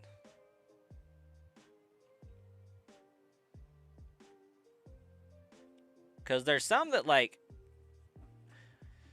say we should have did a hit hard and fast maneuver and leave them to clean up the breadcrumbs, and then there's others that are like, no, when you're doing that kind of thing, you don't want to destabilize the government. You want to have something in effect to have them govern themselves after the whole situation's over, so that, you know, it doesn't fall into complete and total chaos.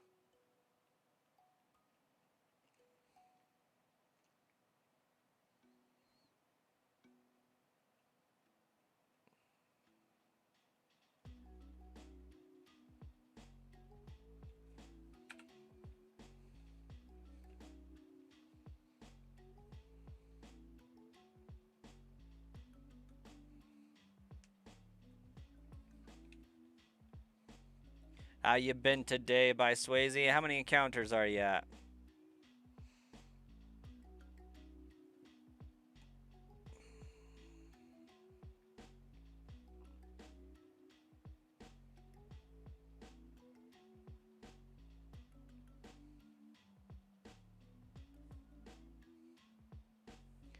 The truth about them?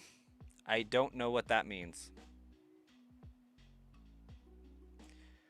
Like, we should have done the truth about them differently? Like, the reason why we were there?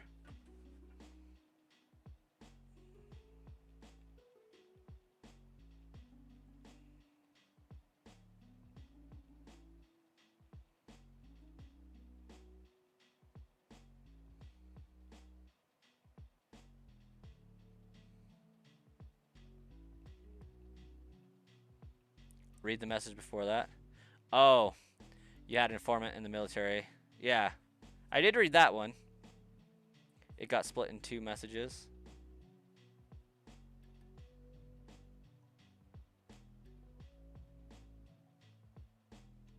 Gotcha.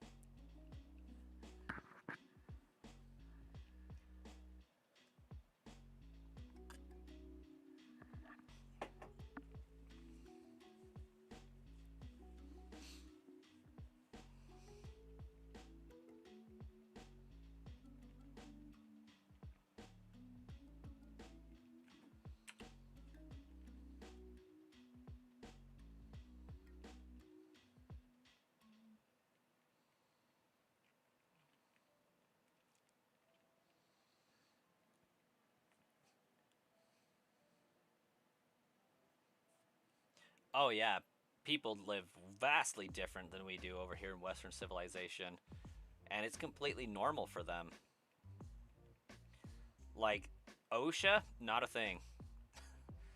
Like you see videos on YouTube Shorts of like people in India, like talented artisans and craftsmen and uh, skilled laborers and factory workers and stuff doing insanely dangerous stuff in like flip flops or barefoot at best.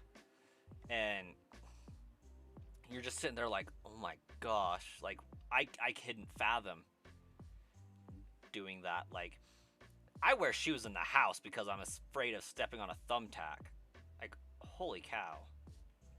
They gotta have like soles of iron on their feet or something like that. But even still, just casually walking around in a factory with moving metal parts, bending metal, and doing all sorts of crazy stuff like that, like gives me anxiety. Always gotta have them safety flip flops, yeah. And maybe part of it's just it's too hot and humid over there that they're sweating too bad, like, and they get blisters on their feet, and it's just a worse situation versus the risk of things that can happen to your foot. I don't know, because like the thing that initially comes to my mind is it's either that or it's just that impoverished that they're all making the world's shoe supply or whatever it is, but don't make enough to afford food and shoes. You know, and I do wonder which it is.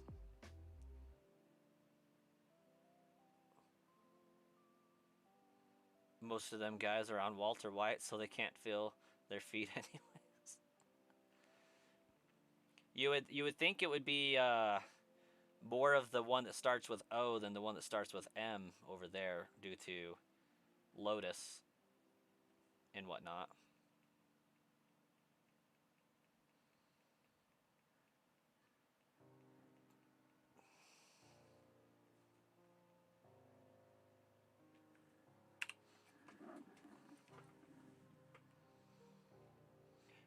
When you think about like how integrated the Lotus is to that culture and the religions associated with that culture and everything, it's wild to think about like how far humanity goes back to date on that, and the Lotus being there, and like at what point did this get added because people started like tripping with it and like, oh yeah, we're gonna add this as a symbol of worship into our religion. Meanwhile, they're just over there tripping with it as religious leaders.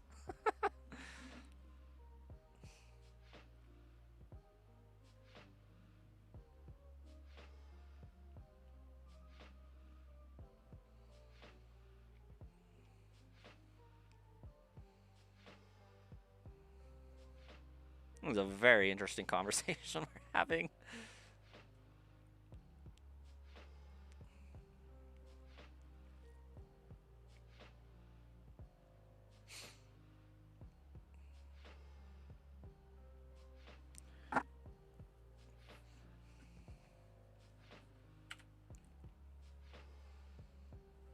You know what? We do have a lot of people from India pop into the stream. Maybe I should ask them one of these times.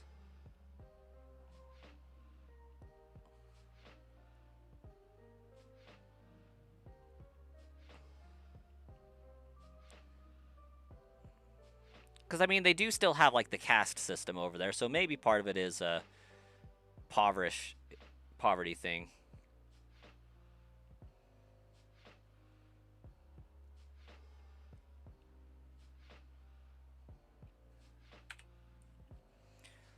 But like, it just goes to show for like, you know, that is one of the oldest civilizations we have, dating back, you know, 6,000 plus years. Even back then, they were bored enough that they were figuring out how to hallucinate with stuff. So that's just wild to me.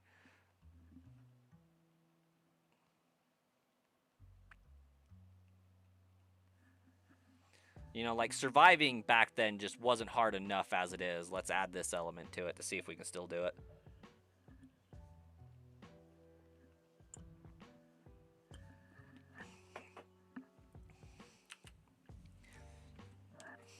Then again, you think about the how long we've been having the drinky drink going on. Makes sense.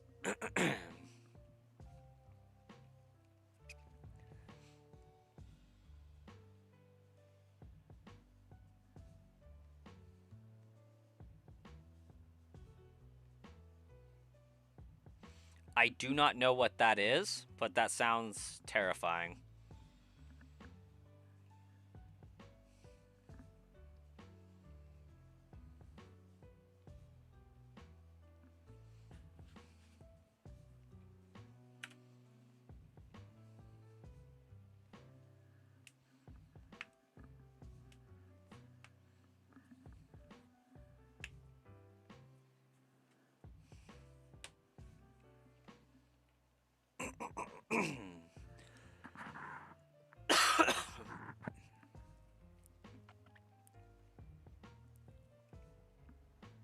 Oh, gotcha. Yeah, that makes sense.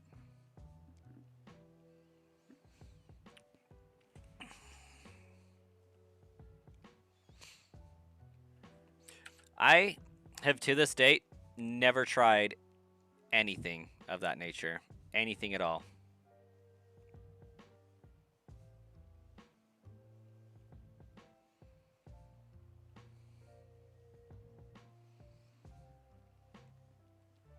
I mean, with my allergies and borderline asthma, couldn't afford to.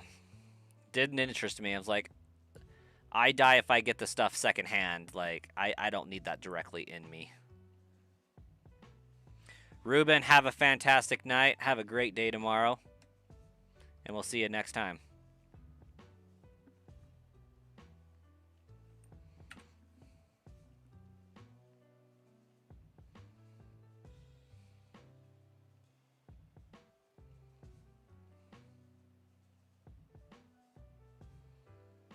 You're not a fan of it? Makes you paranoid and feel like garbage? Yeah. Makes a lot of sense.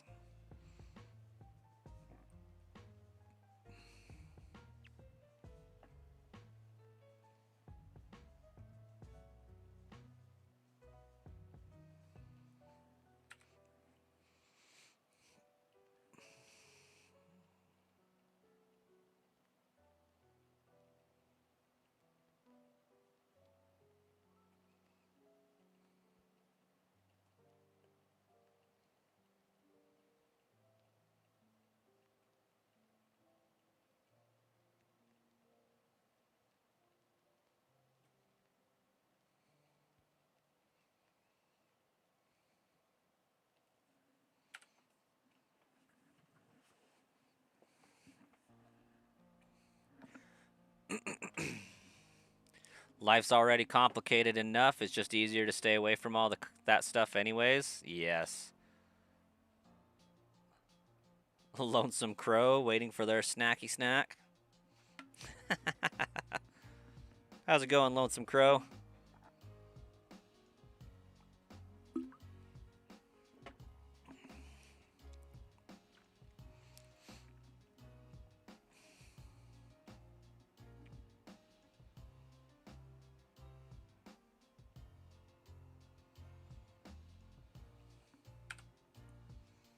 Doing all right?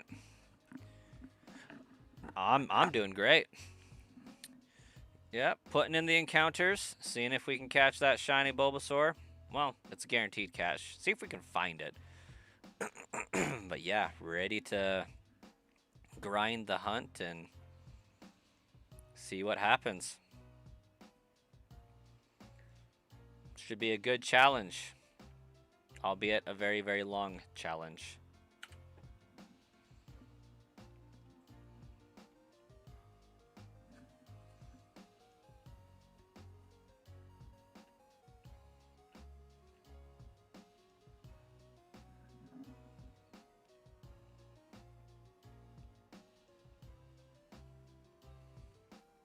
Joseph, welcome. How you doing?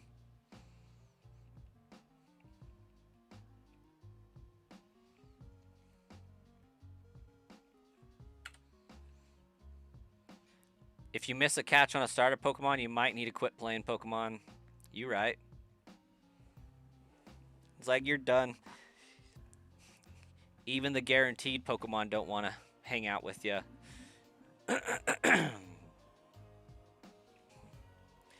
Playing your old Fire Red cartridge and wanted to do a Nuzlocke and then lost the rival fight, you gave up the challenge. As is the experience for most people that end up doing a Nuzlocke. Oh, I've probably found several modest Bulbasaur by now.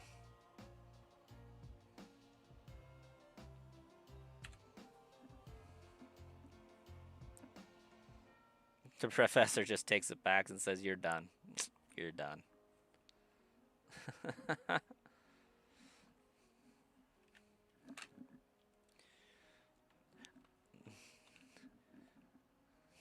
If the purpose of this wasn't to play it on the Switch, I would probably be like soft resetting on my original cartridges as well. I could load up Fire Red on my original Switch and get some extra encounters in that way, but the problem with that is I want to do it on Leaf Green just due to the version exclusives and whatnot.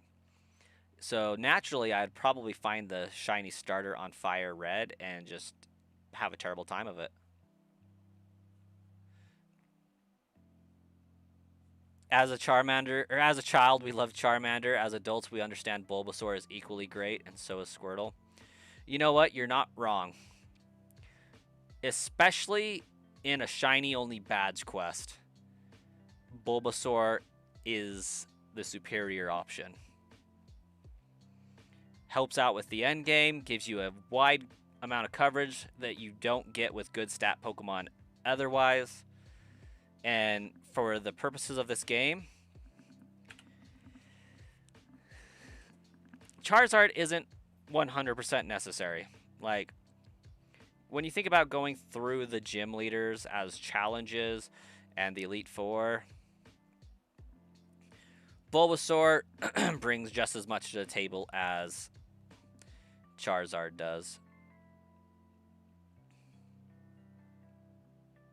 Have I found any other shiny starters? Not in this game, no.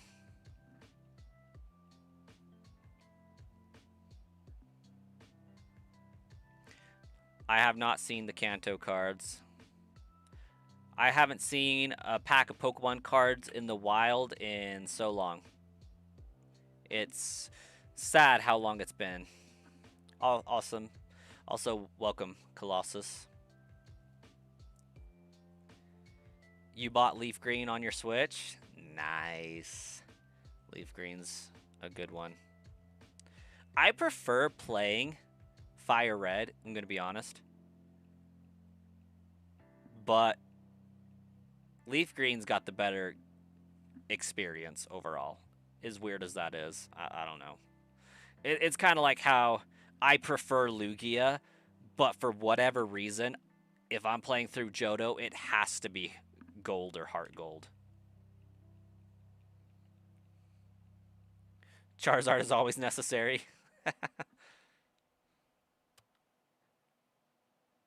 You refuse to look at the new sets because they'll never be available. I could get them. or at least I could find them if I really looked for them and went down to like Pocatello to find them. But I've spent an ashamingly large amount of money on Pokemon paraphernalia in the last 2 months. I'm good. Like, I bought that $680 Lego set because it had Charizard, Venusaur, and Blastoise in it. And came with a free Lego gift that I probably paid for like 6 times over in the cost of said Lego set. And I also managed to snag, aside from the games, the Pokemon plushies for the life-size Umbreon and Espeon, and that set me back about $800. So I've spent way too much money on Pokemon this year already. Toon Hamstreak, welcome. Remember when people used to stream playthroughs of the entire game instead of what is essentially a slot machine? What happened to the good old days of Let's Plays? Shiny hunting's legit. I actually just finished a Let's Play of Fire Red, so we're taking a different approach to the Let's Play / Shiny Hunt endeavors.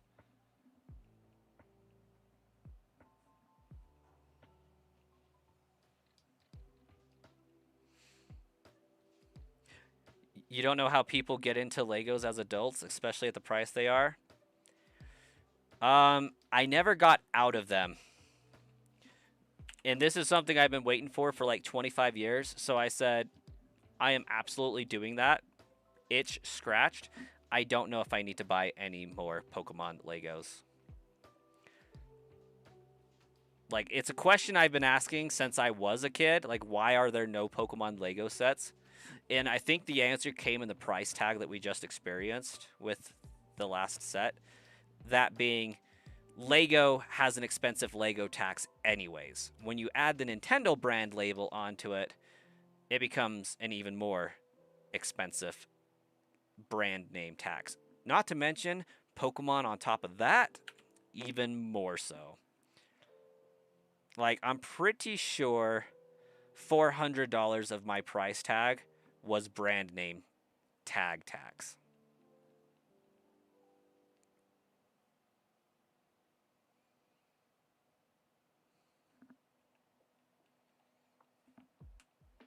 Like, this Lego set was more than my land payment each month.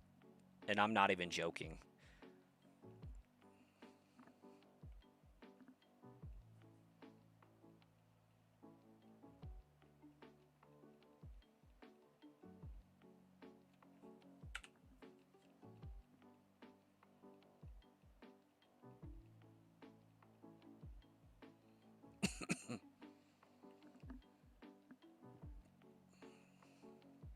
But it was my birthday present to myself. From myself. So I don't really feel too terrible about it. Some people take themselves to the casino for their birthday. I just bought a stupid expensive box of Legos and called it good.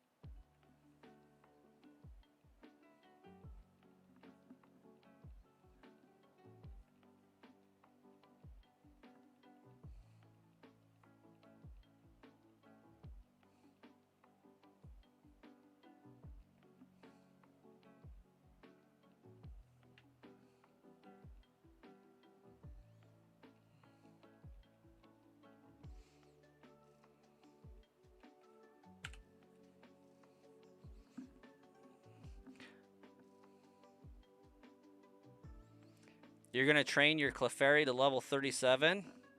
All right. What does it do at level 37?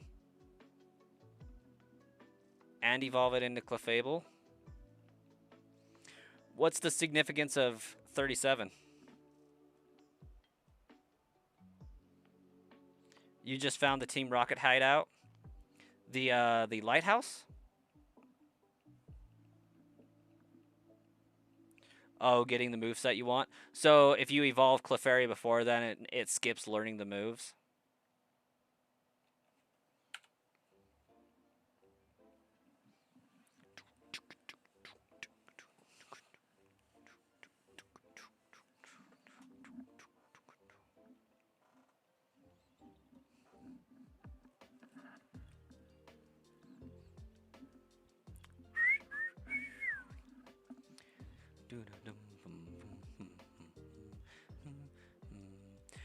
Minimize, Seismic Toss, Moonlight, and Cosmic Power.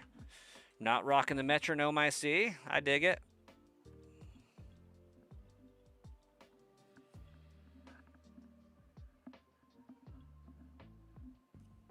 You went on the side of it and you can go in there? Oh, really? I thought you had to drop all the items in the receptacle before it would open up. I'll have to check out the side.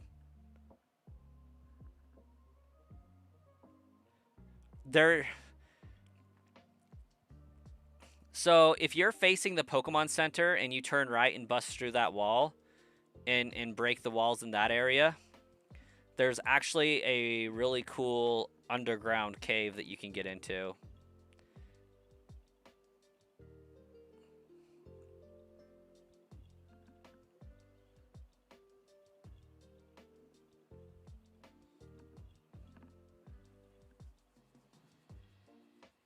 Still working on giving them all the stuff. I think you have to go to other areas to get the other vegetables, as far as I've noticed. But when I am done playing this game on stream, I will be returning to Pokemon Pokopia to see what I can accomplish there.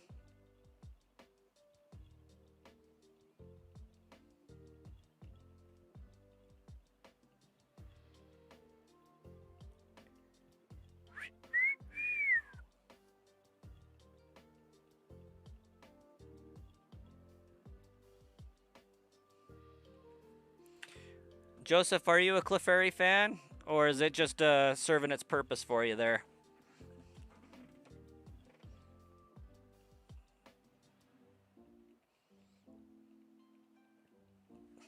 It's also wild that Clefairy almost was the mascot for Pokemon.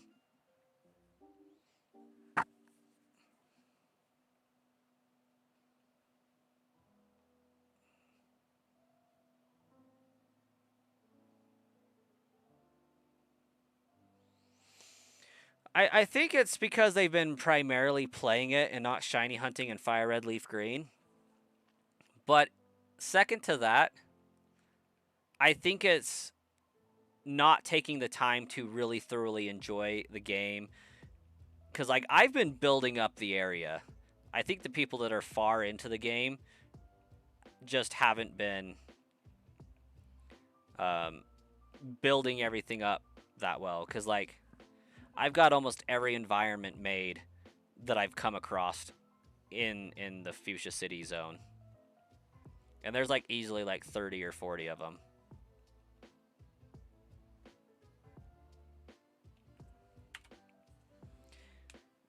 It's on your Kanto team when you play with Venusaur? Okay.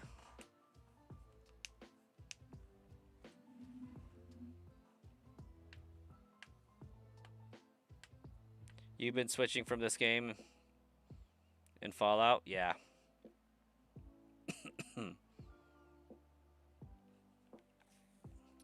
Jack Delta, hello and welcome to the stream. How you doing tonight? Or this morning?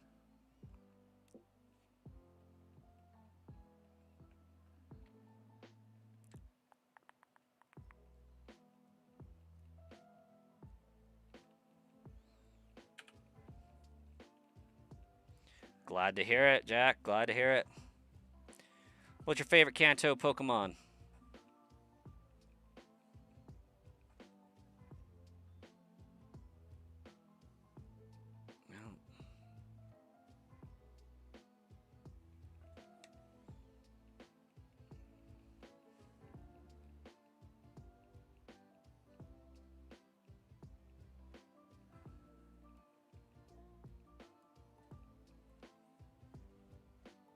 Gengar? Heck yeah. That's what's up. We will be shiny hunting a Ghastly at some point on this stream. Not this particular stream, mind you, but, you know, the challenge. It'll happen. It's got to happen. If not here and now, when, really? That was the first Pokemon your dad ever traded you? Heck yeah. Got a Snorlax, Joseph. Snorlax is pretty great. I could honestly get behind shiny hunting a Snorlax too. But if I do that, I feel like I'm selecting too many Pokemon that are guaranteed for this run and not random enough. So I might have to take some of these to the voting. But Nidoran and Ghastly are for sures. The rest of them will be up to, like, viewer choice, I think. At least as far as the area I hunt in to try to get the Pokemon, I think.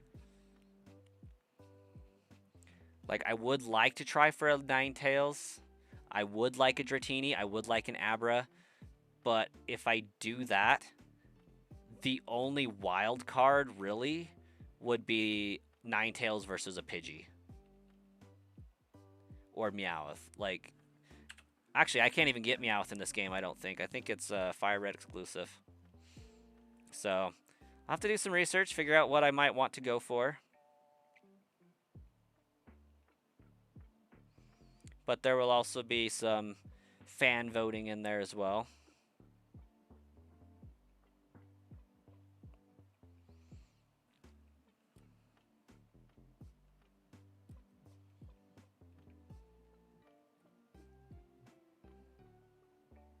I have a love for Gengar as my favorite poison-type Pokemon, but all-time favorite Pokemon is Swampert.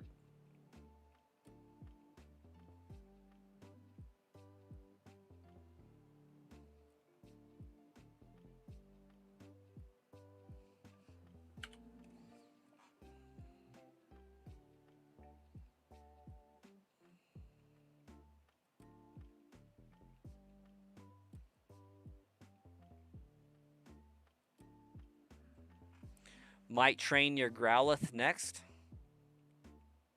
Growlithe is pretty dope. If I was shiny hunting on Fire Red, I would definitely consider going for a Growlithe.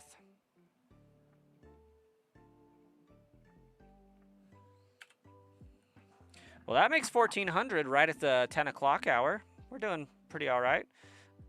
Pretty much the rest of the stream is up in the air. Like, I think I got about 20 more minutes before the wife gets home. You left your Dratini at the daycare? Fair decision. Wait.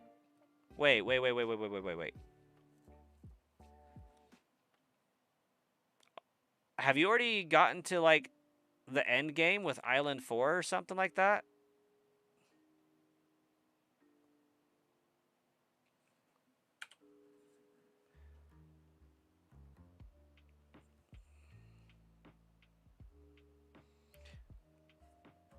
You've seen a guy online that has a Gengar card collection and has every one of the Gengar's cards but 4, and it's awesome looking. Yes, I would agree with that. I think that would be legit. You're at Fuchsia City and have 4 badges at the moment. I didn't think the daycare was a thing in, like, south of Cerulean City in this game. Daycare still exists? I thought that person was retired and the daycare was on Island 4.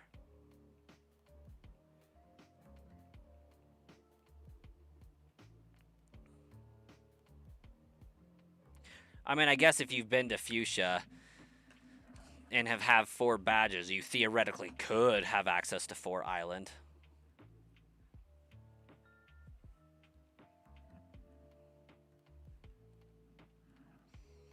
It's a little house going down the Vermilion City before going to the underground. Yeah, I know where it's at. I just didn't think that you could still put Pokemon.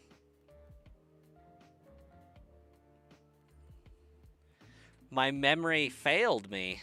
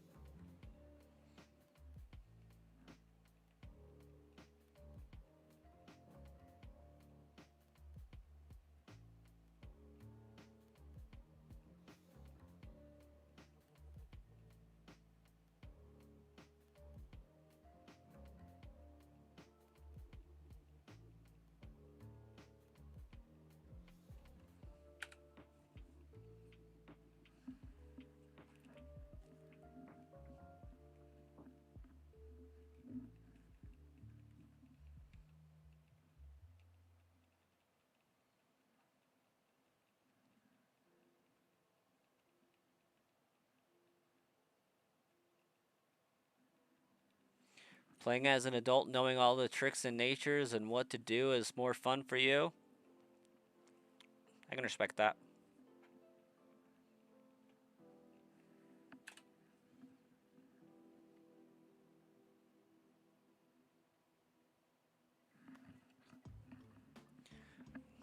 All right. We're going to grab this, and then we're going to give the chair an encounter.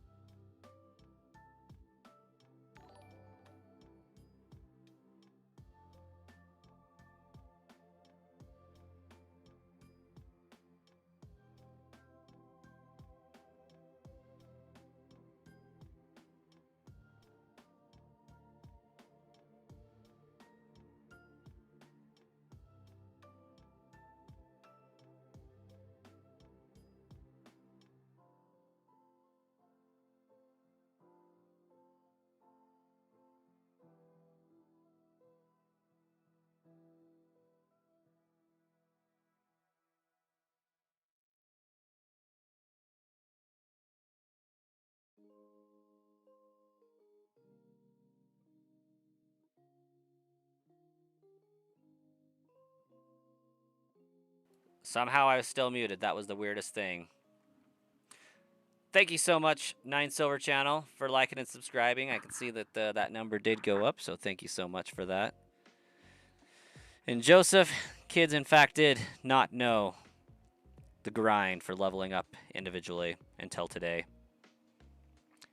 I feel like new age Pokemon fans needed this release to be reminded of where Pokemon came from. And that's the real Pokemon birthday present.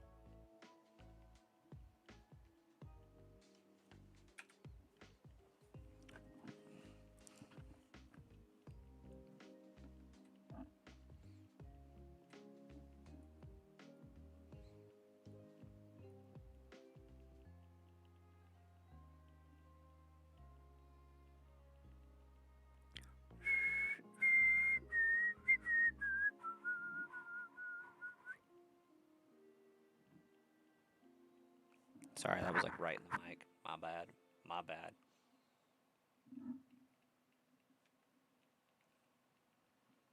Your poor ears.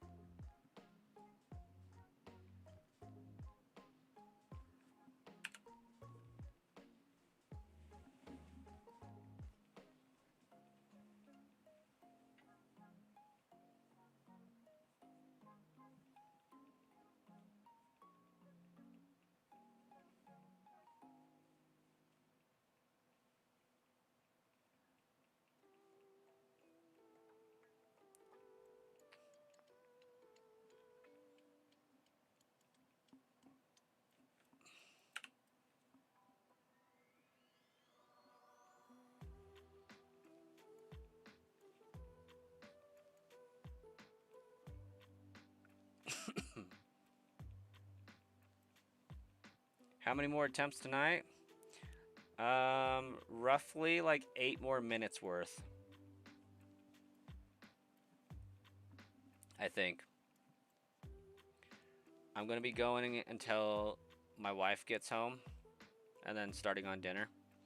And she gets home anywhere from 10:20 to 10:30, depending on the day.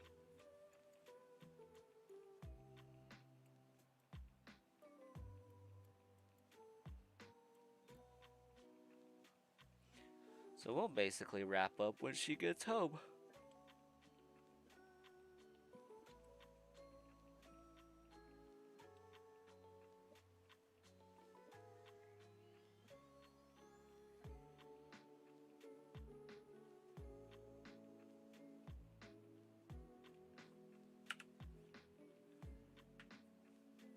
How's work treating you tonight, by Swayze?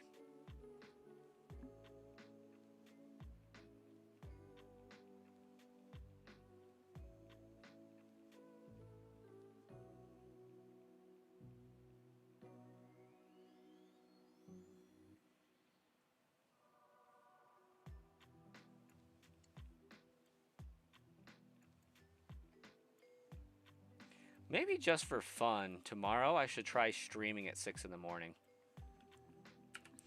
The wife will be up. And I could get 2 hours in before the kids wake up.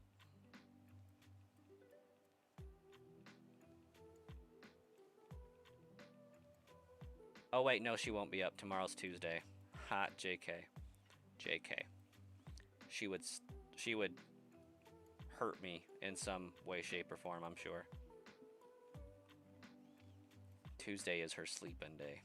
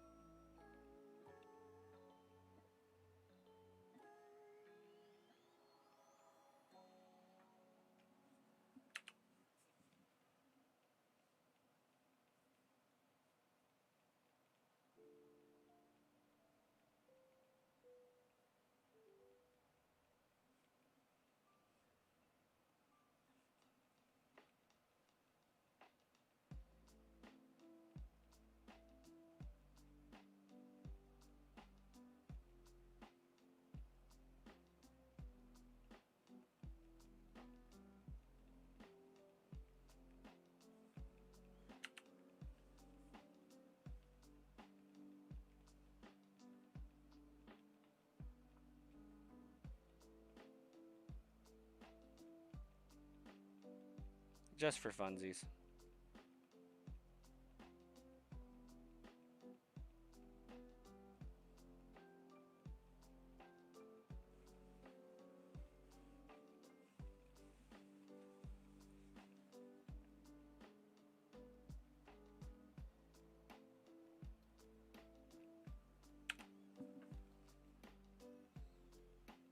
Welcome back, Lonesome Crow.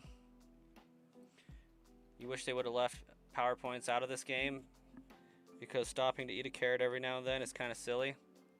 Gotta fuel up, right? And just because I chose a Charmander once, I should choose a Squirtle once too. Give Squirtle some love.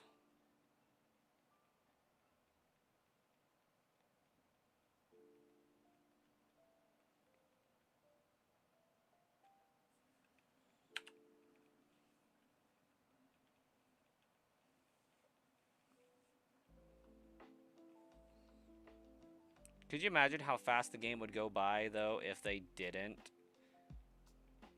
have PowerPoints?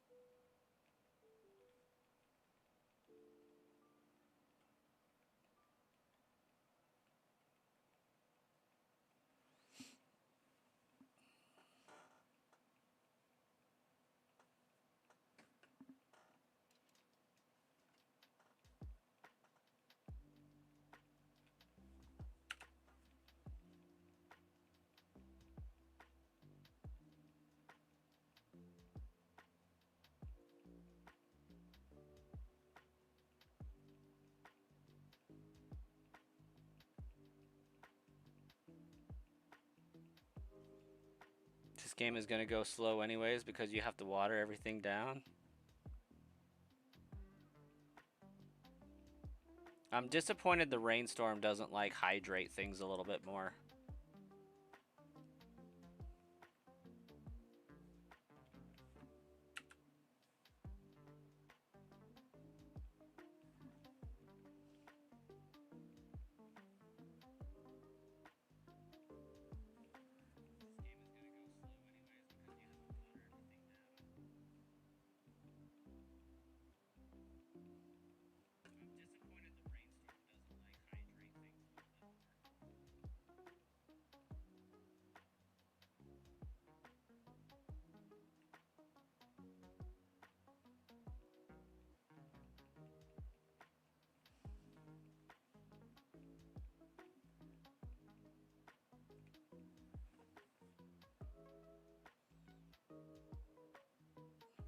There's also quite a delay on my stream, I just realized.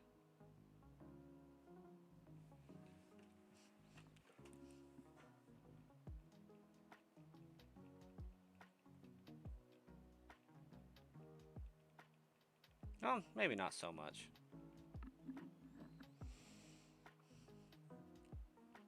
You was hoping the rainstorm would, but you guess that doesn't help much. Still don't know how a rainstorm will help Onyx escape a rock tomb. It'll all become clear.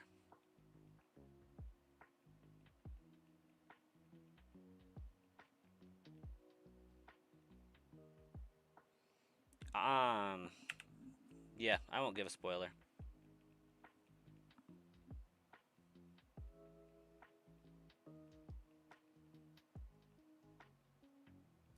Give me 1 second. I think the wife might be home.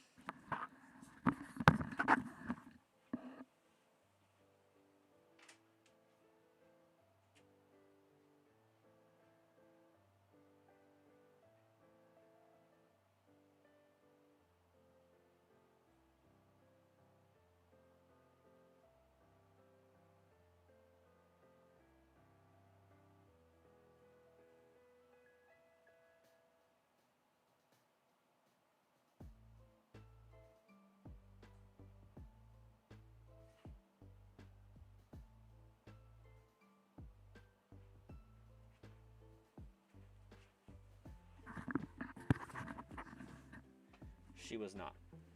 Yet. You love spoilers?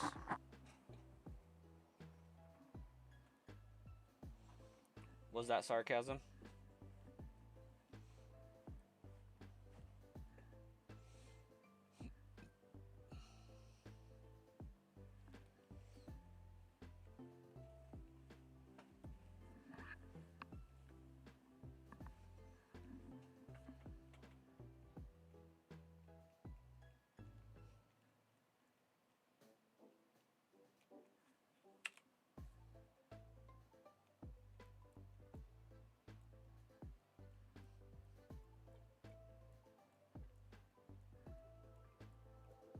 Oh, you really look stuff up the second you want to find something out?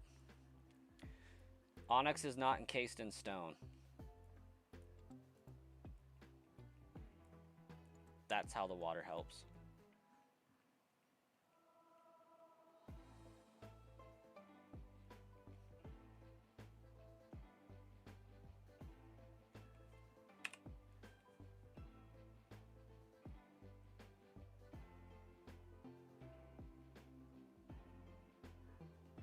Yeah, it is.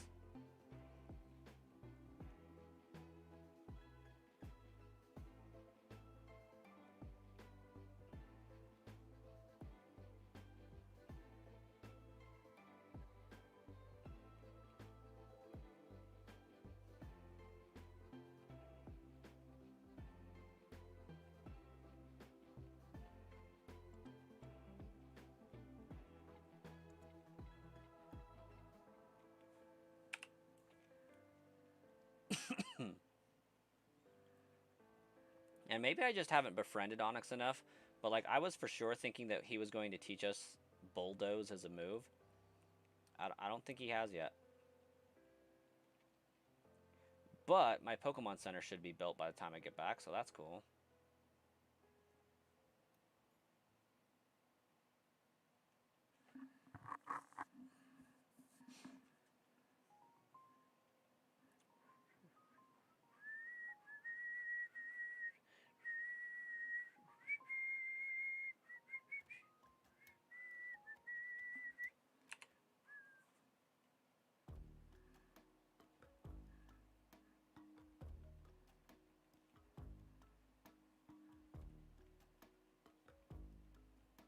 He better teach you a move after all the work you put in for him.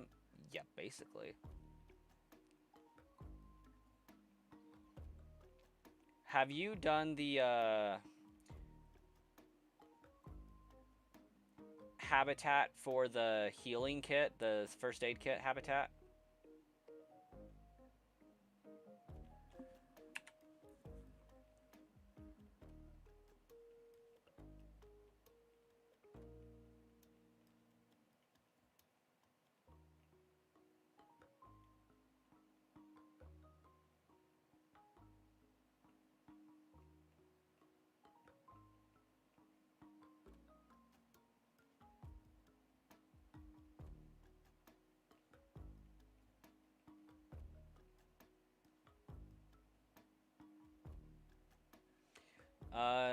Drop a table, a chair, and the first aid kit on the table.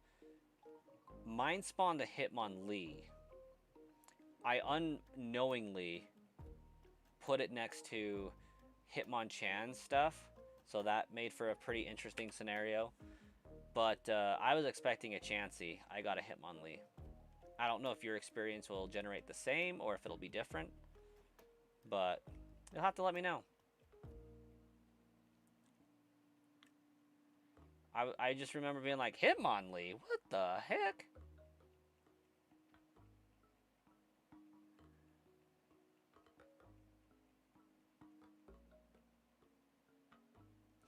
So I put mine next to the Pokemon Center, expecting a Chansey. But for all I know, the Pokemon Center being built is going to be a Chansey habitat anyways, so...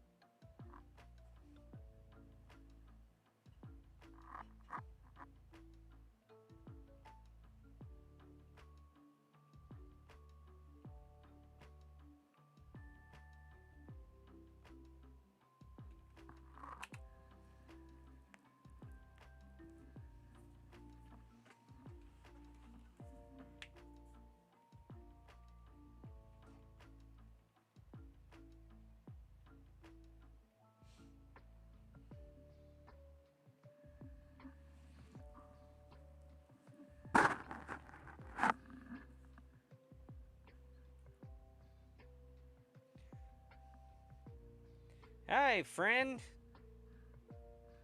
How you doing? Oh, over on Twitch even.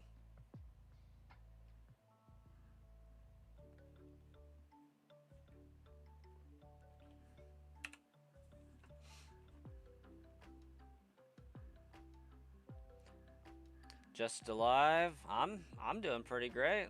Getting some encounters in on my Bulbasaur hunt.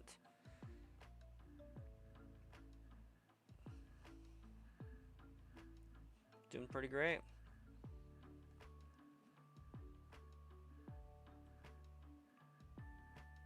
We're hoping for the best here.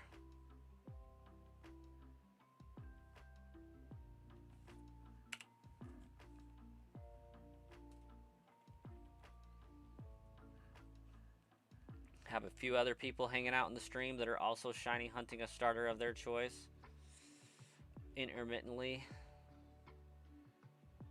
And I'm just gonna feel bad if I find it first. Recently did a shiny Deoxys hunt for the Fire Red Leaf Green playthrough I did. Got it in record time. Record for me, not for anybody else.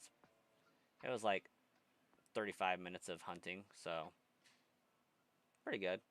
But unfortunately, it is now time to end the stream. So we'll catch you all the next time I go live or post a video. But thanks, friend. I agree the headphones are pretty awesome, but we'll catch you later.